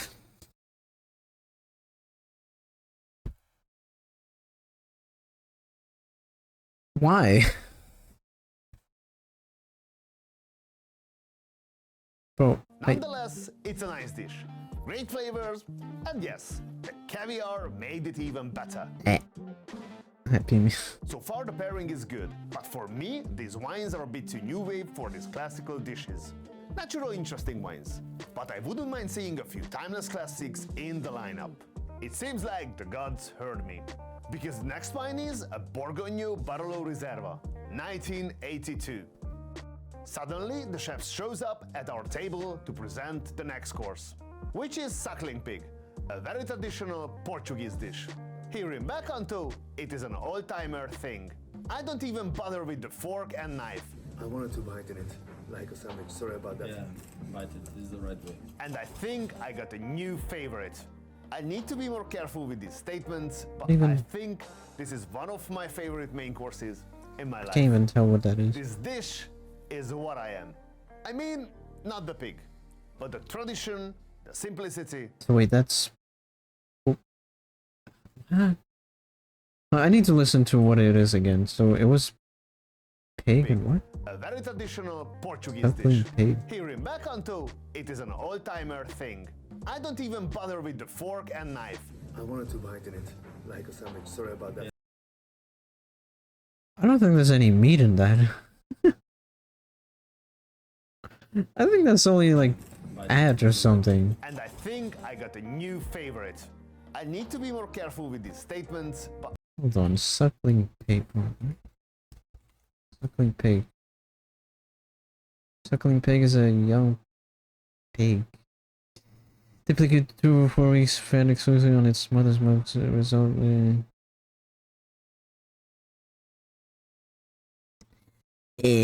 Little. Oh.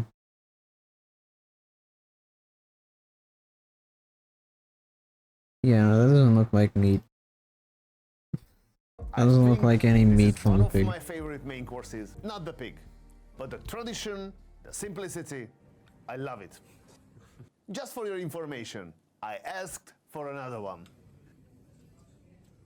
Okay. Desserts are coming, and with them, a wine from Hungary. Disznókő Csokai Aszú Essencia 2005. What the fuck is You that? know, I may be biased, but this is always a hit.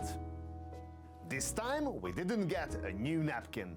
Instead, they brought out a napkin shaped like a sleeve, showing how the chef used to wipe his mouth on his sleeve as a child. Bruh. The Okay. pre-dessert keeps playing the pig theme, which is a pig sandwich. Like what, like pretty much every kid has done? I'm pretty sure every kid has wiped their mouth on their sleeve. Okay, why is that special?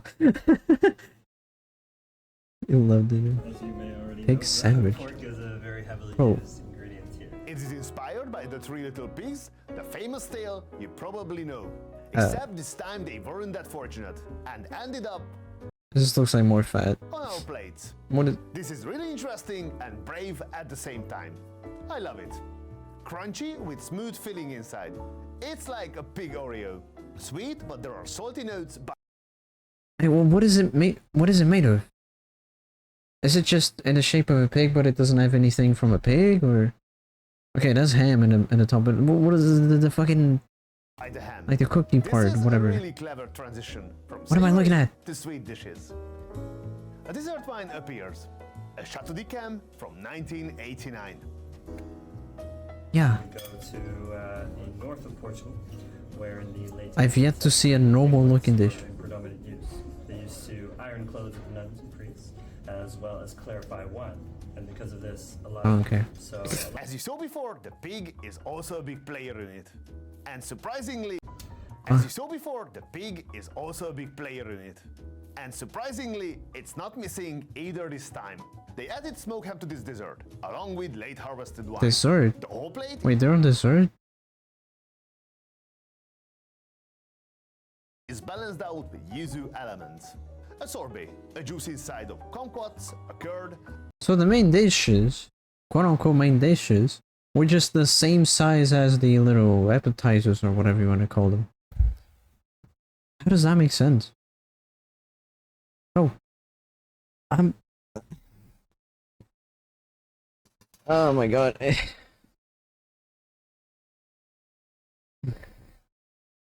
I gotta go to Italy for that one.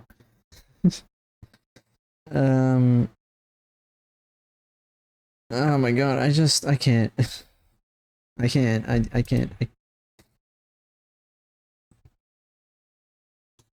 It just seems like these restaurants, they just bother making dishes look pretty. For like that looks like that's the main focus. It's just making things look pretty.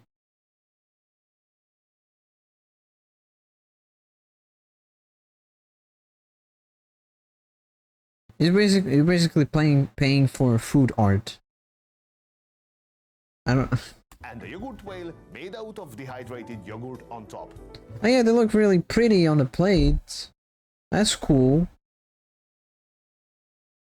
But at the end of the day, it's food, and I just want to eat it. I just want it to taste good. And not. What could I say? I'm sold. This is so unique and so perfect. I don't know. When it comes to food, I We mean. still have the perifours. This is usually the part where I show you the bill, but not this time. At the end of the meal, when I ask for the bill, they offered to invite me instead. They were happy to have me as their guest. Thank you guys. So Invite now, where? it's time to recap the very first restaurant experience from Portugal on this channel. What just happened? It's a high-capacity restaurant running like a well-oiled machine. A real business. The staff was precise and professional. And the sommelier is a passionate young guy. But there were a few small things I personally didn't love. When it came to the wine pairing, for me it went a little too far into the experimental. I would have appreciated seeing a few timeless classics in the pairing. Some dishes weren't exactly my thing, but on the other hand, there were a few that I will remember forever. Beautiful flavors, fascinating textures, clever ideas. In many cases, they sacrificed the presentation for the sake of taste. And I really like that. Chef José did an incredible job showcasing amazing Portuguese ingredients. You could feel the DNA of Portuguese tradition running through the entire menu. If you ever find yourself in Portugal, you should pay a visit. Don't. Only, I mean, if you're a fan of these restaurants, sure, but if you want to eat actual good Portuguese food, just find a local restaurant in a small town with good reviews, and that you're good. Yeah.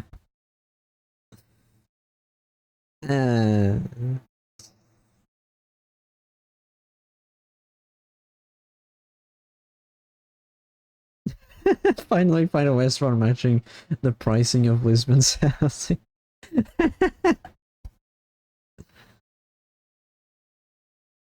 The only thing I liked about it is what this person was talking about. That it looks comfy. Yeah, it looks comfy. Pretty much all I liked about it.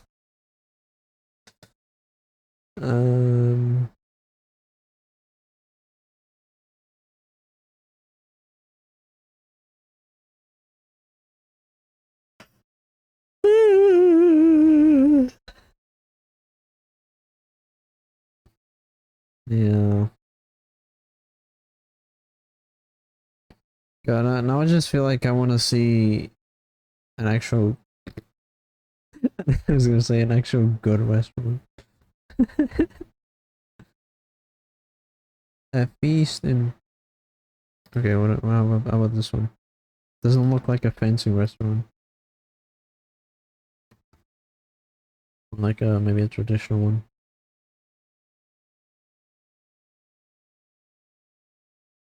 No, damn it.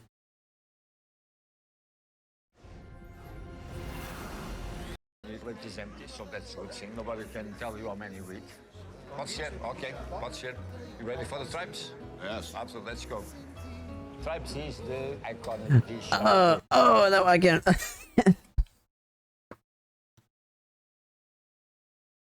Come on, that's the first thing I see. Oh, the texture is gonna make me.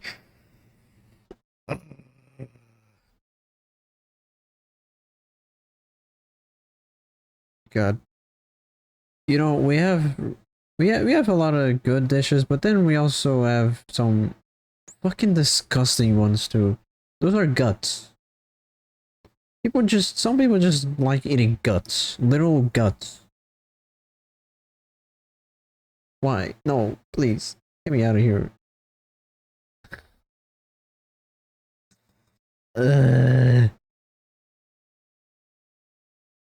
Na guerra colonial. Estava de ver.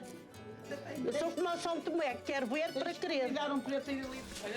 Cheese and a spicy sauce. Spicy sauce. Spicy sauce. Fish. Hey. Look at that bird. What the fuck?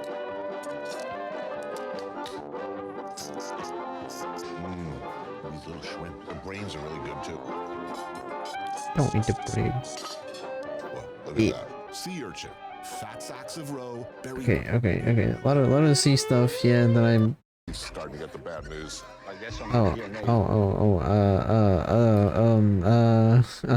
don't like this video. I am,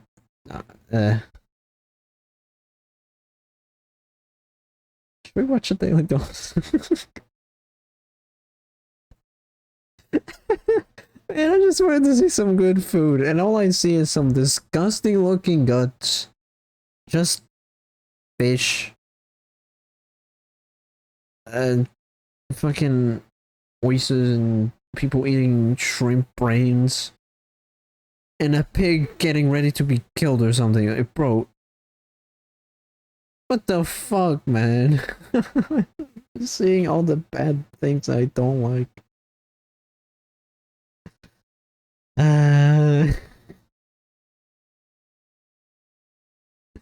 Here, you wanna see one of my favorite Portuguese dishes? Here, I'll just show you. I'll just search up this thing. I fucking love this thing. It might actually be my favorite dish. I'm not sure, but it's so good. Oh, it's like a big sandwich with a fuck ton of ingredients, but you don't eat it like a normal sandwich. You eat it with a fork and knife because it's like covered in all this sauce. But it has so many things in it. It's just, oh my god. Oh, let me see. I don't know. I know that it has obviously bread. It has, I think it's pork meat. It also has some sausage. It has an egg on top. It has cheese. It has ham. I don't know. Maybe a few more things I'm forgetting, but of course there's the sauce. I don't know what the sauce is made of, but it's good. Usually also get some fries on the side if you want some as well. Yeah, like that.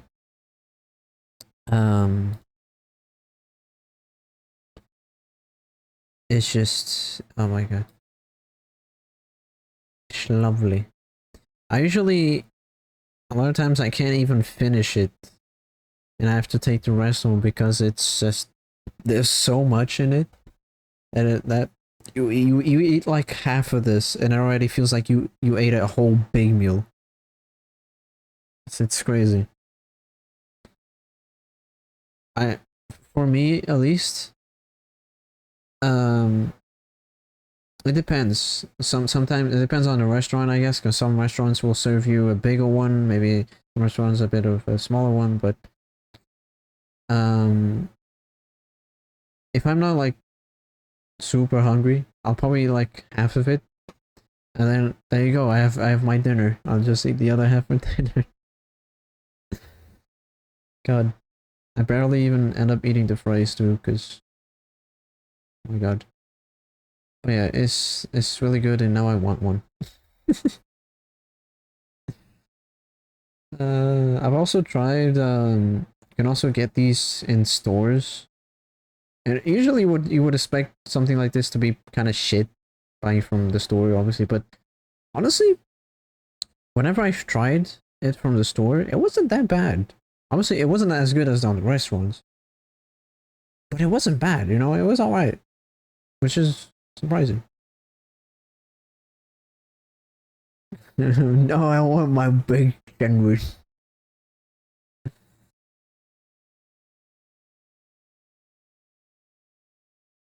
Man.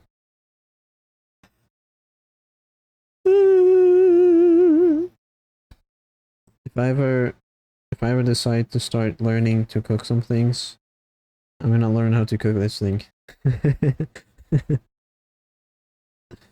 EP time. You know, I was EP earlier. I was playing something that was making me bored as fuck.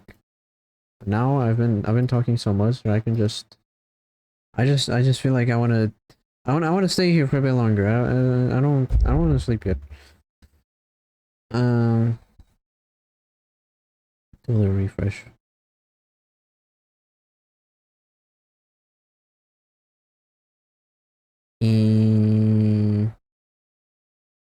What the fuck is this? Sponsored? What the fuck?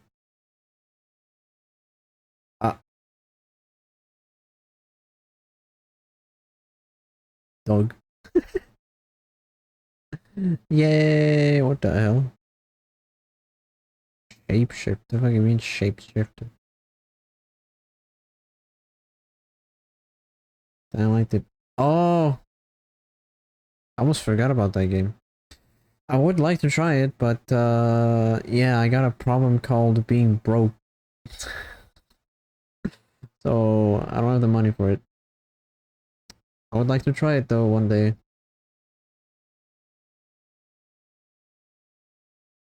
When is it coming out? September. Oh, this month. Okay. Actually, wasn't it supposed to already have come out? I feel like it was, like in the summer.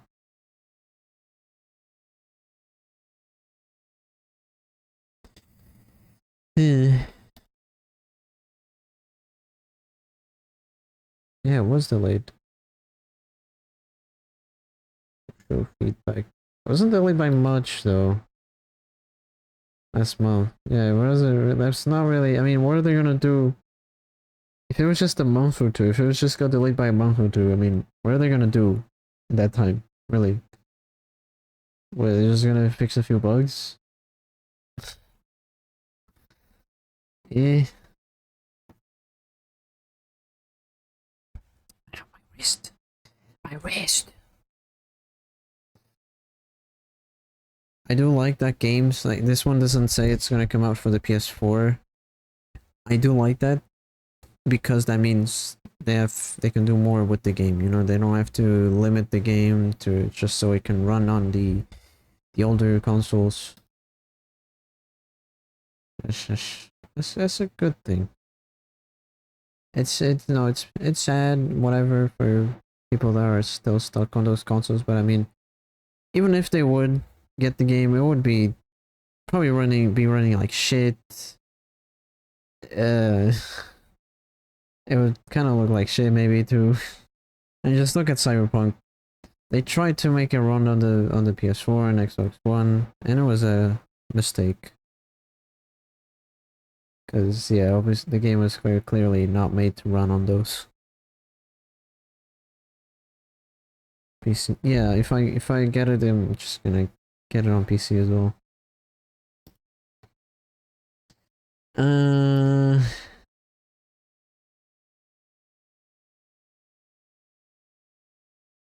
What is that? What? Santo.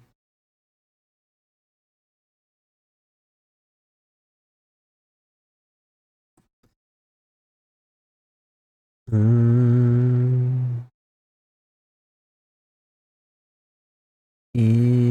my god. Jesus.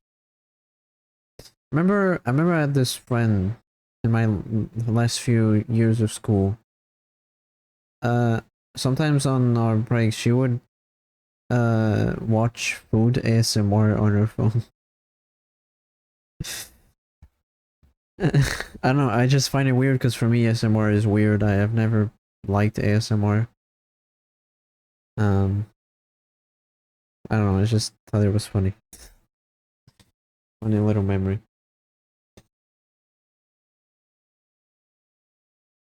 For me, especially food ASMR would actually be torture. Like absolute torture. I don't know how people enjoy hearing food noises like I would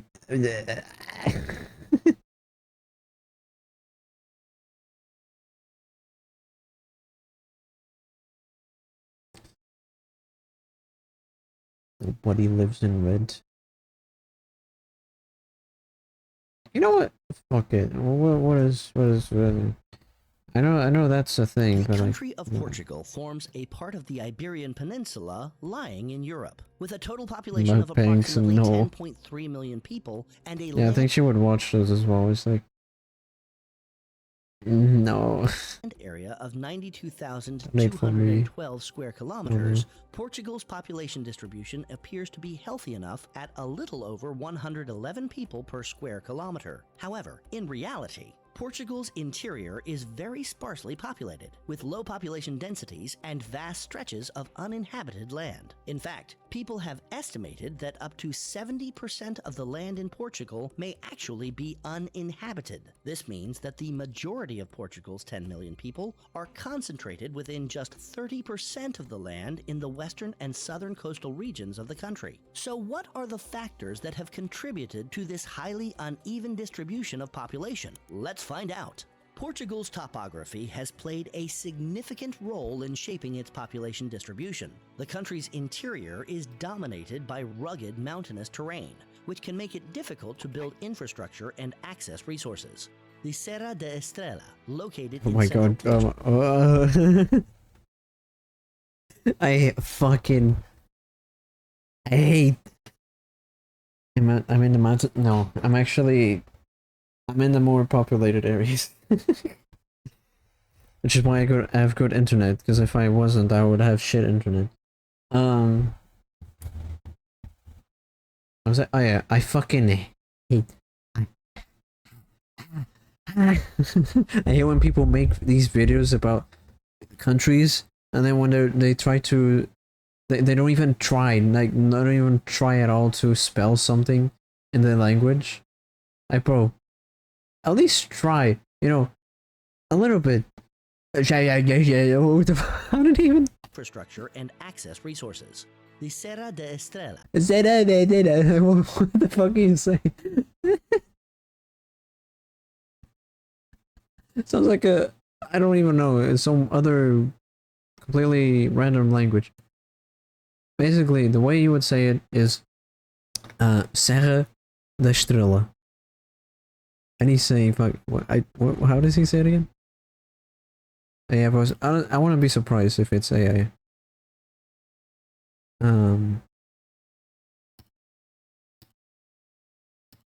Located in central Portugal, is the highest mountain range in mainland Portugal, reaching a If it's AI, then it's AI, I guess. height of 1,993 meters above sea level. The region's harsh climate, with cold winters and snowfall, can make it less attractive for people to settle there. In addition to the Serra da Estrela, there are other mountainous regions in Portugal, including the Serra de São Mamed, located in the northeast, and the Serra do Caldeiro, located in the south. These mountainous ranges can make it difficult to build roads and other infrastructure, limiting access to these areas. The interior of Portugal is also home to vast stretches of forests, which can make it challenging to cultivate crops and build settlements. The Alentejo region in southern Portugal, for example, is home to one of the largest cork oak forests in the world.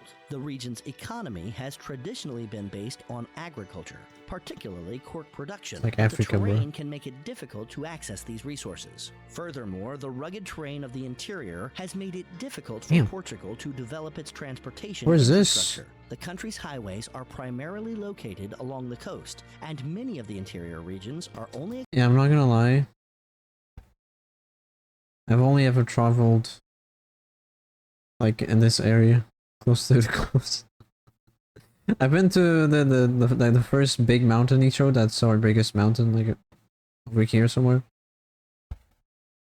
That's pretty much the only like interior, I guess, place I've been in. Like I live around this area, right? Kind of close to Lisbon, like I don't know, almost an hour away. I think the furthest north I've been, not counting the mountain. Oh, I guess that would be the furthest north. I was very young and eh. In more recent years, the furthest north I've been, I believe it was like here.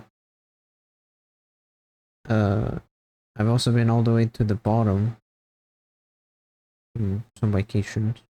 And I remember when I was making our way down, because we went by car.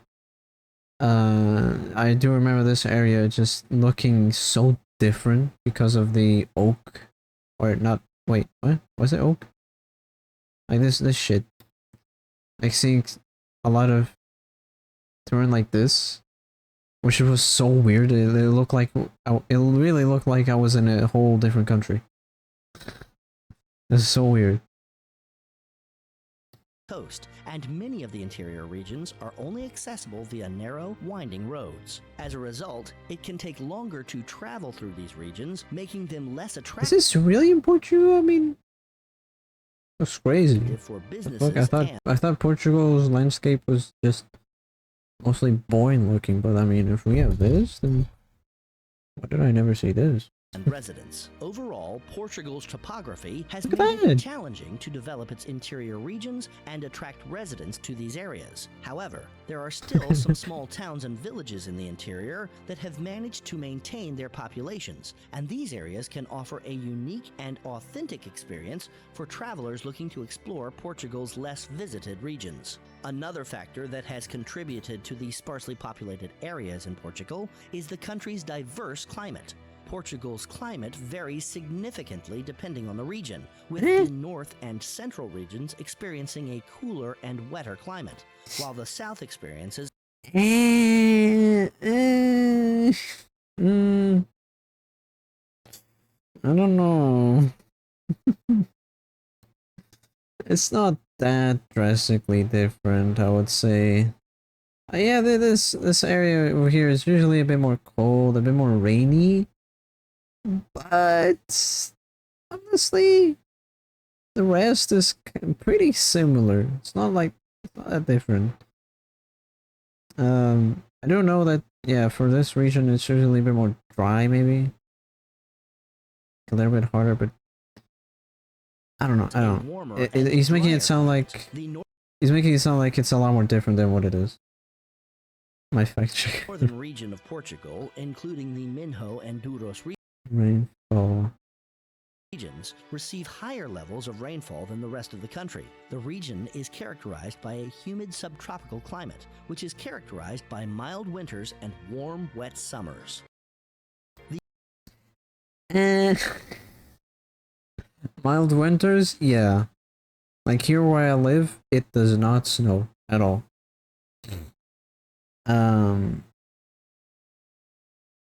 In the summers, I don't know what he means by wet summers. I don't know if he's only talking about like maybe all the way up north. but it barely rains in the summer. I mean, right now, the last time it rained was probably, I think, maybe 1-2 weeks ago, like a tiny bit at night. Aside from that, it's probably been over a month since it rained at all. It's just, yeah, it really just barely rains at all in the summer here. And also warm summers. Try fucking definitely hot summers. I don't know what the fuck. What do you mean by warm The months? rainfall in the Minho region, for example, averages around 1,500 millimeters per year, which is significantly higher than the country's average annual rainfall of 800 millimeters. In contrast, the southern region of Portugal, including the Algarve, experiences a Mediterranean climate, which is characterized by hot, dry summers and mild, wet winters. The region's average temperature in July is around 25 degrees Celsius. Average 25 in July. I want to see. I want to see what the average was for this year, because it definitely was higher than that. I would say the average for July was probably. It was definitely. It has to have been above 30. It was crazy. Hold on. Let's see if I can find this out. 2025 Portugal average temperature, maybe. In July, the average temperature in Lisbon was 24. That can't be. Average daily highs reaching around 29. Okay. Oh, okay. Maybe average temperature. Maybe they're measuring like the highs and like the difference between highs and the lowest. Cause yeah, average daily high. Okay, yeah. If that means like that makes sense.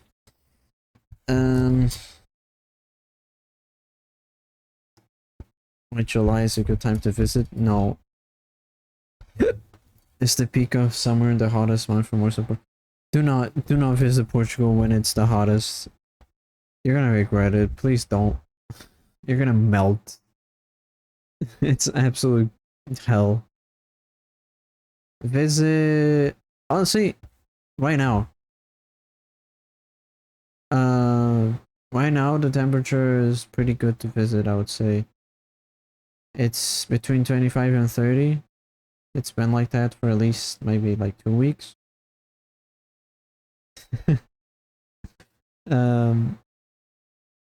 Yeah, I would say right now is a pretty decent, pretty good time for people to visit if they want to try all of the beaches, because Portugal is also known for having really good beaches, and we do have really good beaches. Yeah, if one of the reasons why they want to come here is for that, for the beaches. Yeah, now is a good time. Anyway. Makes sense. I'm just giving facts.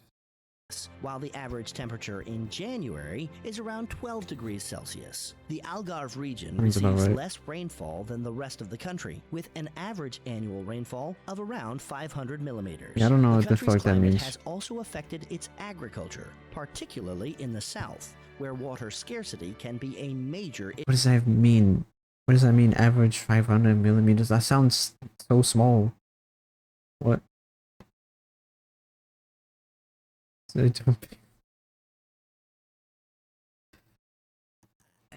Issue. The region's primary crops include olives, figs, almonds, and grapes, all of which require significant amounts of water to grow. In recent years, the region has I have fig trees and they don't need that much water. Yeah, I see what I saw a comment a little bit. Like I said, this video is an exaggeration because this video is. It seems to be getting a lot of stuff wrong or not really like that right. also been hit by droughts, which have had a significant impact on crop yields. drought. The cooler and wetter regions of the north and central areas experience a lower population density than the warmer and drier regions of the south, while the southern region's warm climate and beautiful beaches have made it a popular tourist destination. The region's water scarcity can make it difficult to sustain Oh, why are there so many buildings here? Who decided to build all these buildings in this tiny stretch of land? Oh my god. This is so clearly such a bad decision. Oh no, okay, thankfully we don't really get tsunamis or anything, but if one ever happens, all of this, bye-bye. Fuck. I hate, oh my god, I fucking hate when people build stuff in a place where, you know, if something happens,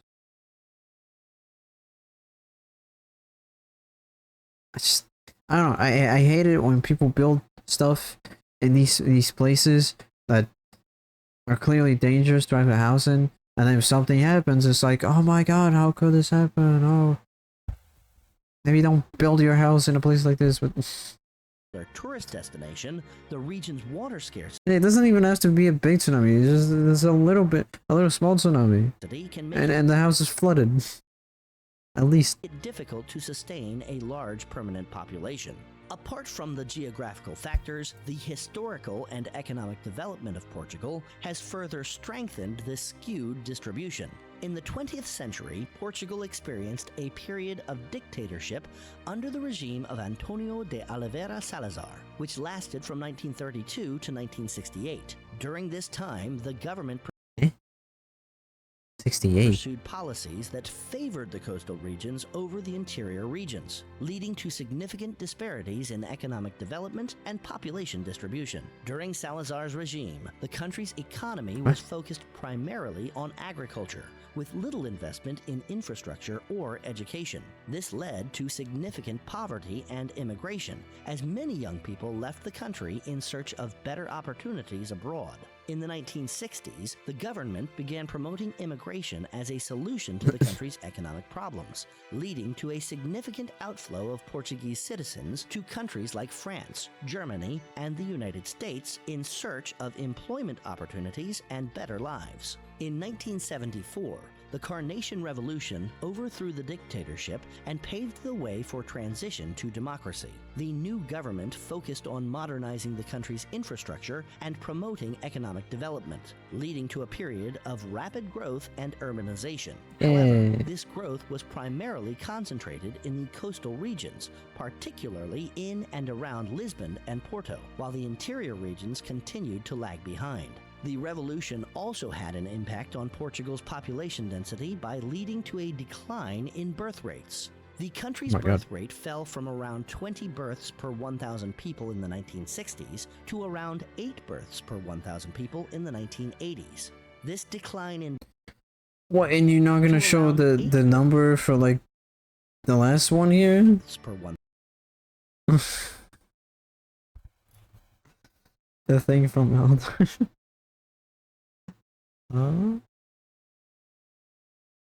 Democracy, you mean?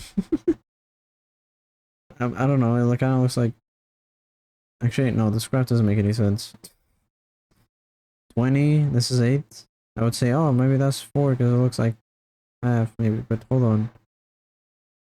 1,000 people in the 1980s. This decline in birth rates, coupled with immigration, contributed to a significant decline in population in many of the country's interior regions. The country also underwent a significant transformation after the revolution, moving away from the agricultural-based economy to a more industrialized one. Historically, Portugal's economy was centered around agriculture, with many families relying on farming as their main source of income. However, after the revolution, the government began to promote industrialization as a way to modernize the economy and reduce reliance on agriculture. This shift led to a significant growth in the manufacturing sector and a decline in the importance of agriculture. As the country shifted towards a more industrialized economy, many people left their rural homes in the interior regions in search of better opportunities in the cities or abroad. In recent years, the Portuguese economy has continued to evolve with a growing focus on services and technology sectors. While these sectors have driven significant economic growth in the coastal regions, many of the country's interior regions continue to struggle with depopulation and economic decline. The outflow of Portuguese citizens had an especially significant impact on the country's population distribution, particularly in the interior regions. Many of these areas were left with an aging population and a declining population density. The emigration of young people also led to a decline in birth rates in these regions, further exacerbating the population decline.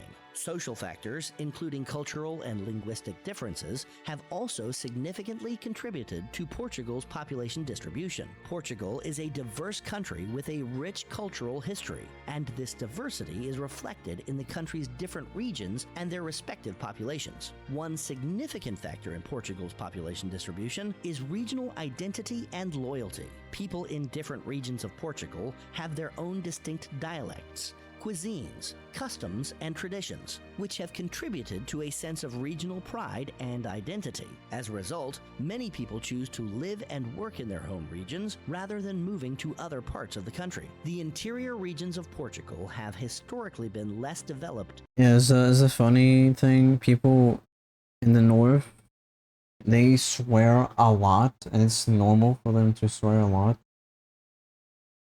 It's a little funny thing. Um, yeah, I don't know. That's about it.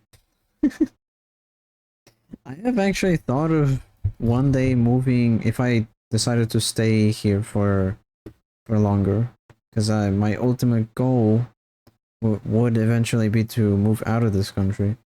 I don't know to what other country yet. I don't really know that, but maybe another European country. I don't know. But I thought that if I was gonna stay here for a while longer, I thought about moving to the north, actually.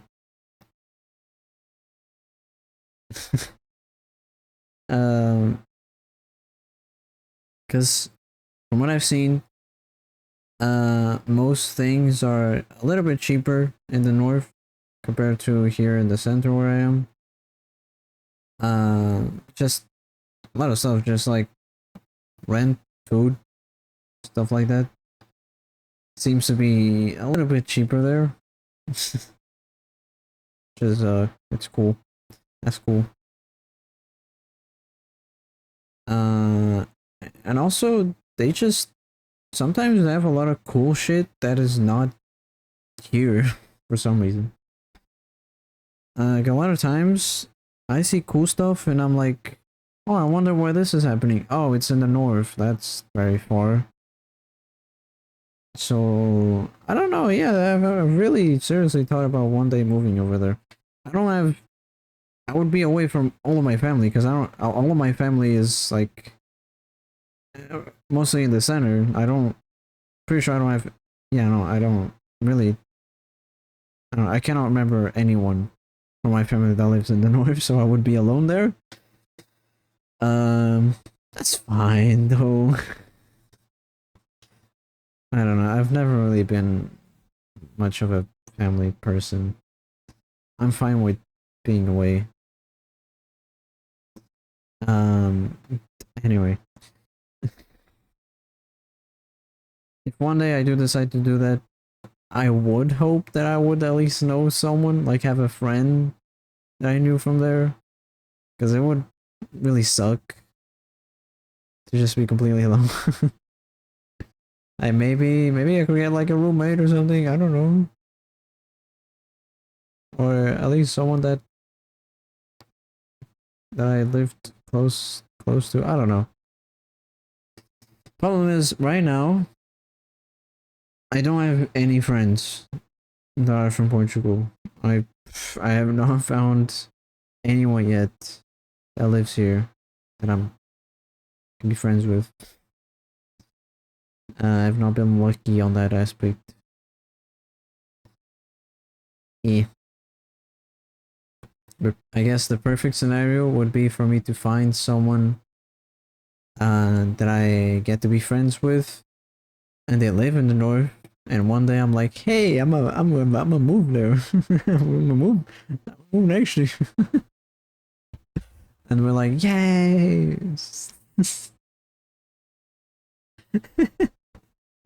Anyway. And less populated than the coastal regions. The reasons for this disparity are complex and multifaceted, but the regional identity is certainly a factor. People from the interior regions may feel a stronger attachment to their home regions and may be less willing to move to other areas of the country. Another social factor that has affected Portugal's population distribution is immigration. Portugal has a significant immigration population, with many people coming from other Portuguese-speaking countries, such as Brazil and Angola. These and a lot of other countries too, like Morocco, I think.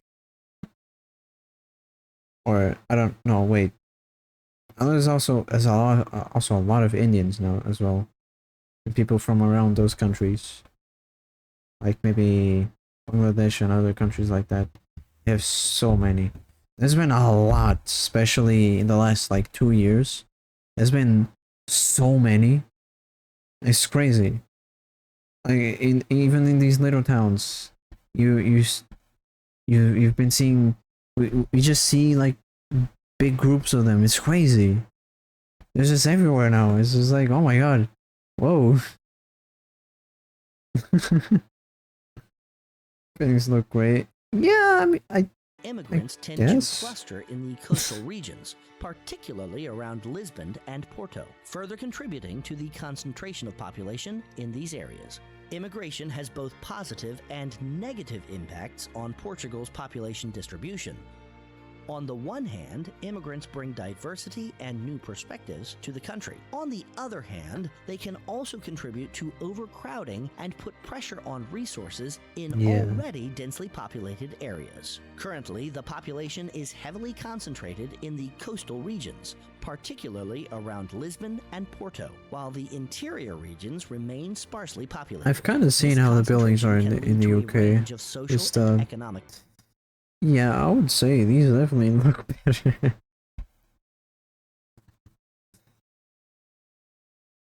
It's mostly, I don't know, I would say there's a couple places in Lisbon where you will see a lot of old looking buildings because they are like nearly centuries old.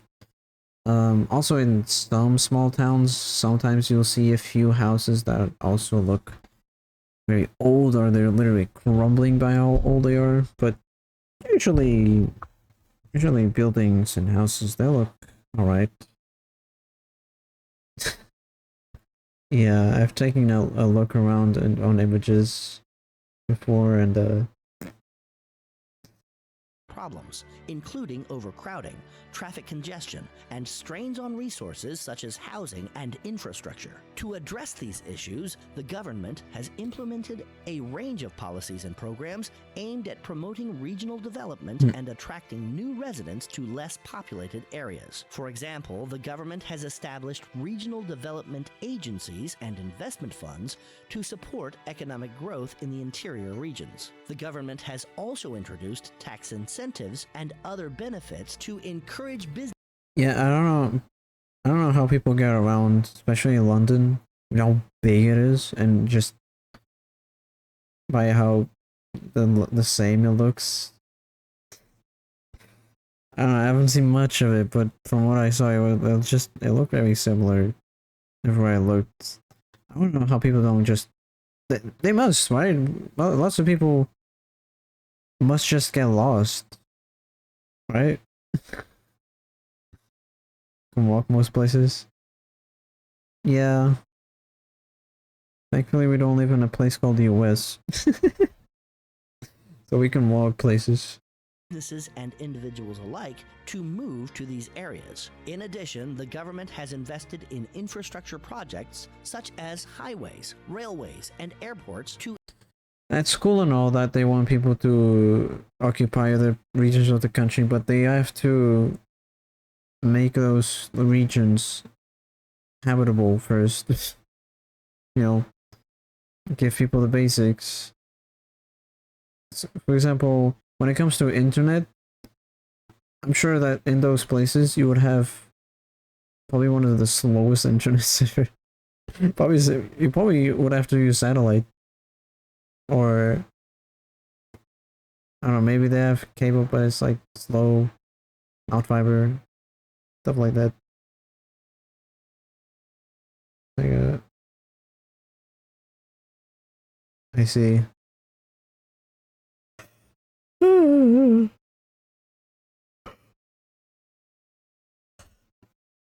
Yeah, here, if I want to go to, let's say, a supermarket, I do have to drive. I don't have any supermarkets in the town I live in. It's like a smaller one, I guess. Starlink, yeah. Yeah, this is how I'm gonna save on money. I'm gonna move to the interior of the country. I'm gonna pay pennies for rent and stuff. And I'm gonna use a bit more for internet for Starlink, but I'll be saving so much money. I'll be living in the middle of nowhere.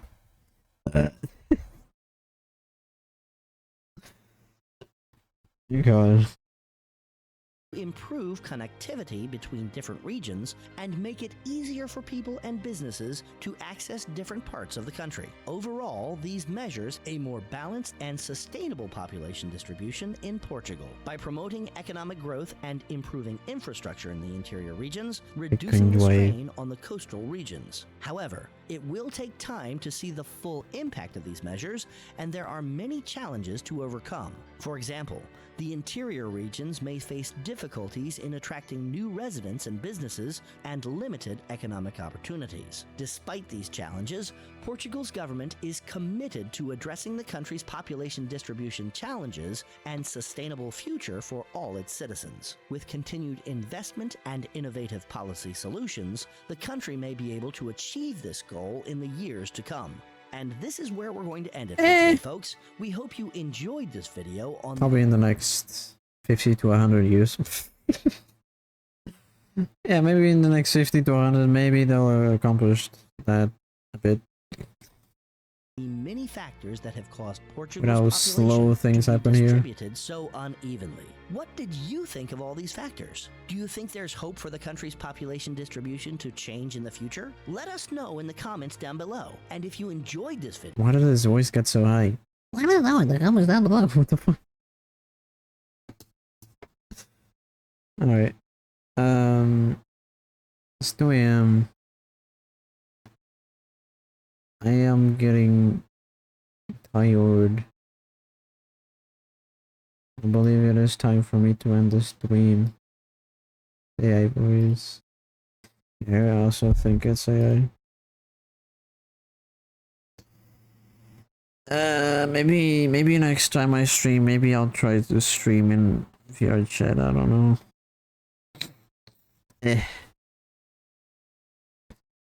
Time for me to sleep. Can I move this thing? I'll just get rid of it. Fuck it.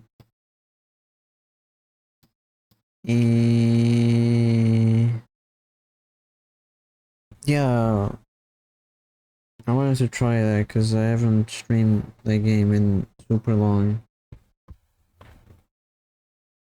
And I remember before, I didn't even like streaming the game too much because I didn't have a custom heavy. And I didn't like streaming with just using like a public one.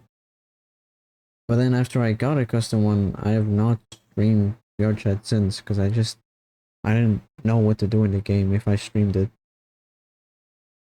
But I think I just gotta... I think I'll just chill, maybe go on that fishing world, maybe fish a bit while talking about stuff. Because, I don't know, a lot of times... I feel like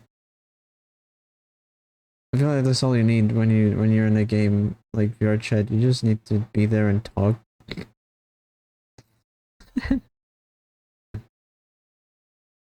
Oh no. I guess I could also, when I do that, I don't know. It depends on my mood, I guess. But if I feel up to it, I can just open up my instance for people to join as well.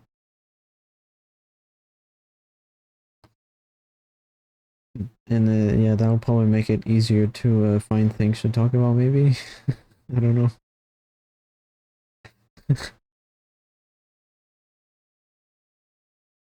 Is my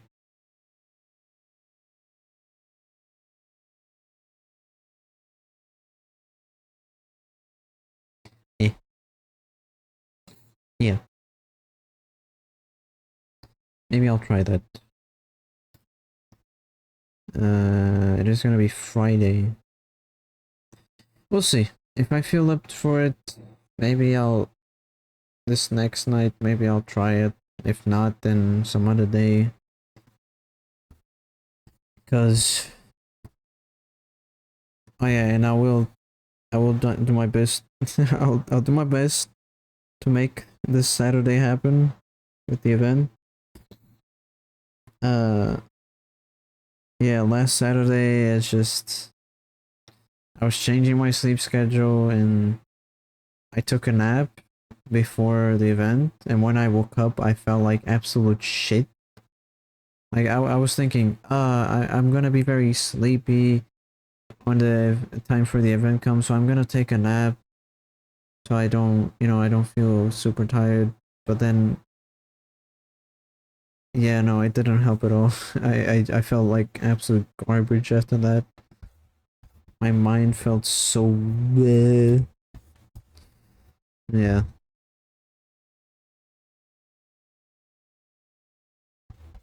If I would move it to a different time, it would only be later.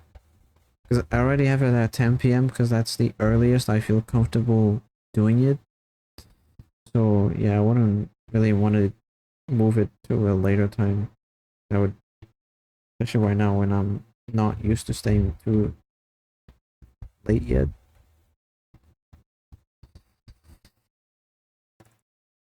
Eh.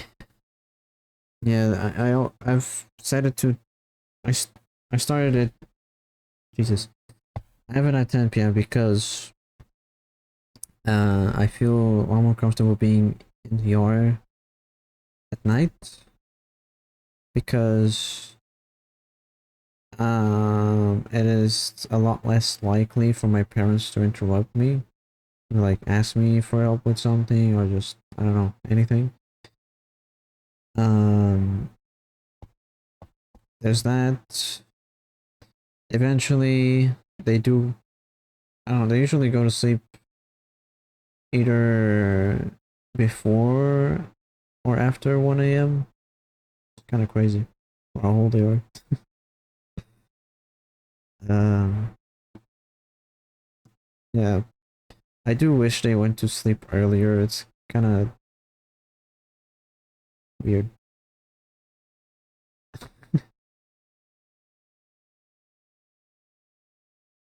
I don't know. They usually do.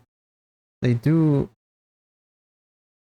knock most of the time. There's been a few times where they haven't. Mostly my. I don't know. I guess maybe kind of both of them. It's rare for them not to knock, but they usually do.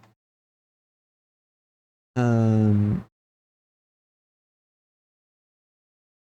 and actually, recently I've noticed that usually they would just knock, especially my mom. She would just knock and open the door right away, basically making the knocking kind of useless. It was basically. Well, let me put the music on. Like her knocking wasn't a. It wasn't really meant to be a "can I come in?" It was just more like a "I'm coming in." My dad though, he usually would knock and wait for me to say something. But now my mom has also started doing that. I didn't tell them anything. They just started doing. She just started doing that, I guess, which is good. Um, but yeah, I guess there's also the good side that they don't really know English. So I can basically just say whatever I want without being scared of them understanding what I'm saying. I guess the only thing, it's always that possibility that they do open the door without knocking, and I don't know, I'm maybe in a weird position or something, just being a bit weird. Or maybe, you know, sometimes, I don't know, sometimes I just want to do a little bit of like a higher voice just for fun. But I always feel very scared to do so because I don't know, I don't feel comfortable with them hearing me doing that or sounding like that. So I usually save that for when I know they're asleep or I'm home alone. So at least I'll be comfortable doing it now. In a weird position. I don't know, maybe I'm like just being wacky, just being weird in VR, I don't know.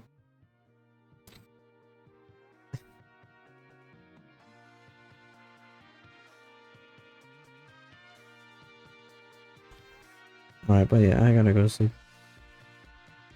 Sleepy, tired.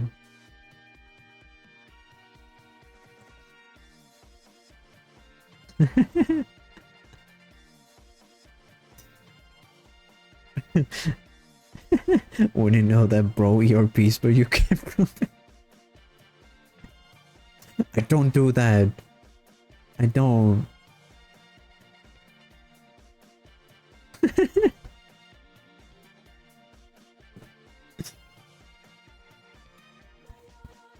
I swear. I genuinely don't.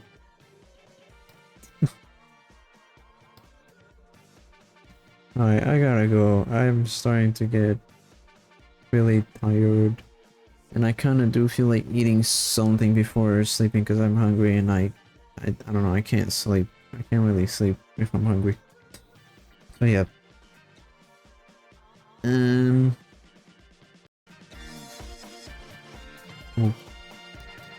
I'm gonna go. Bye bye. Good night. Thank you very much for hanging out. And I'll see you next time. Sweet dreams.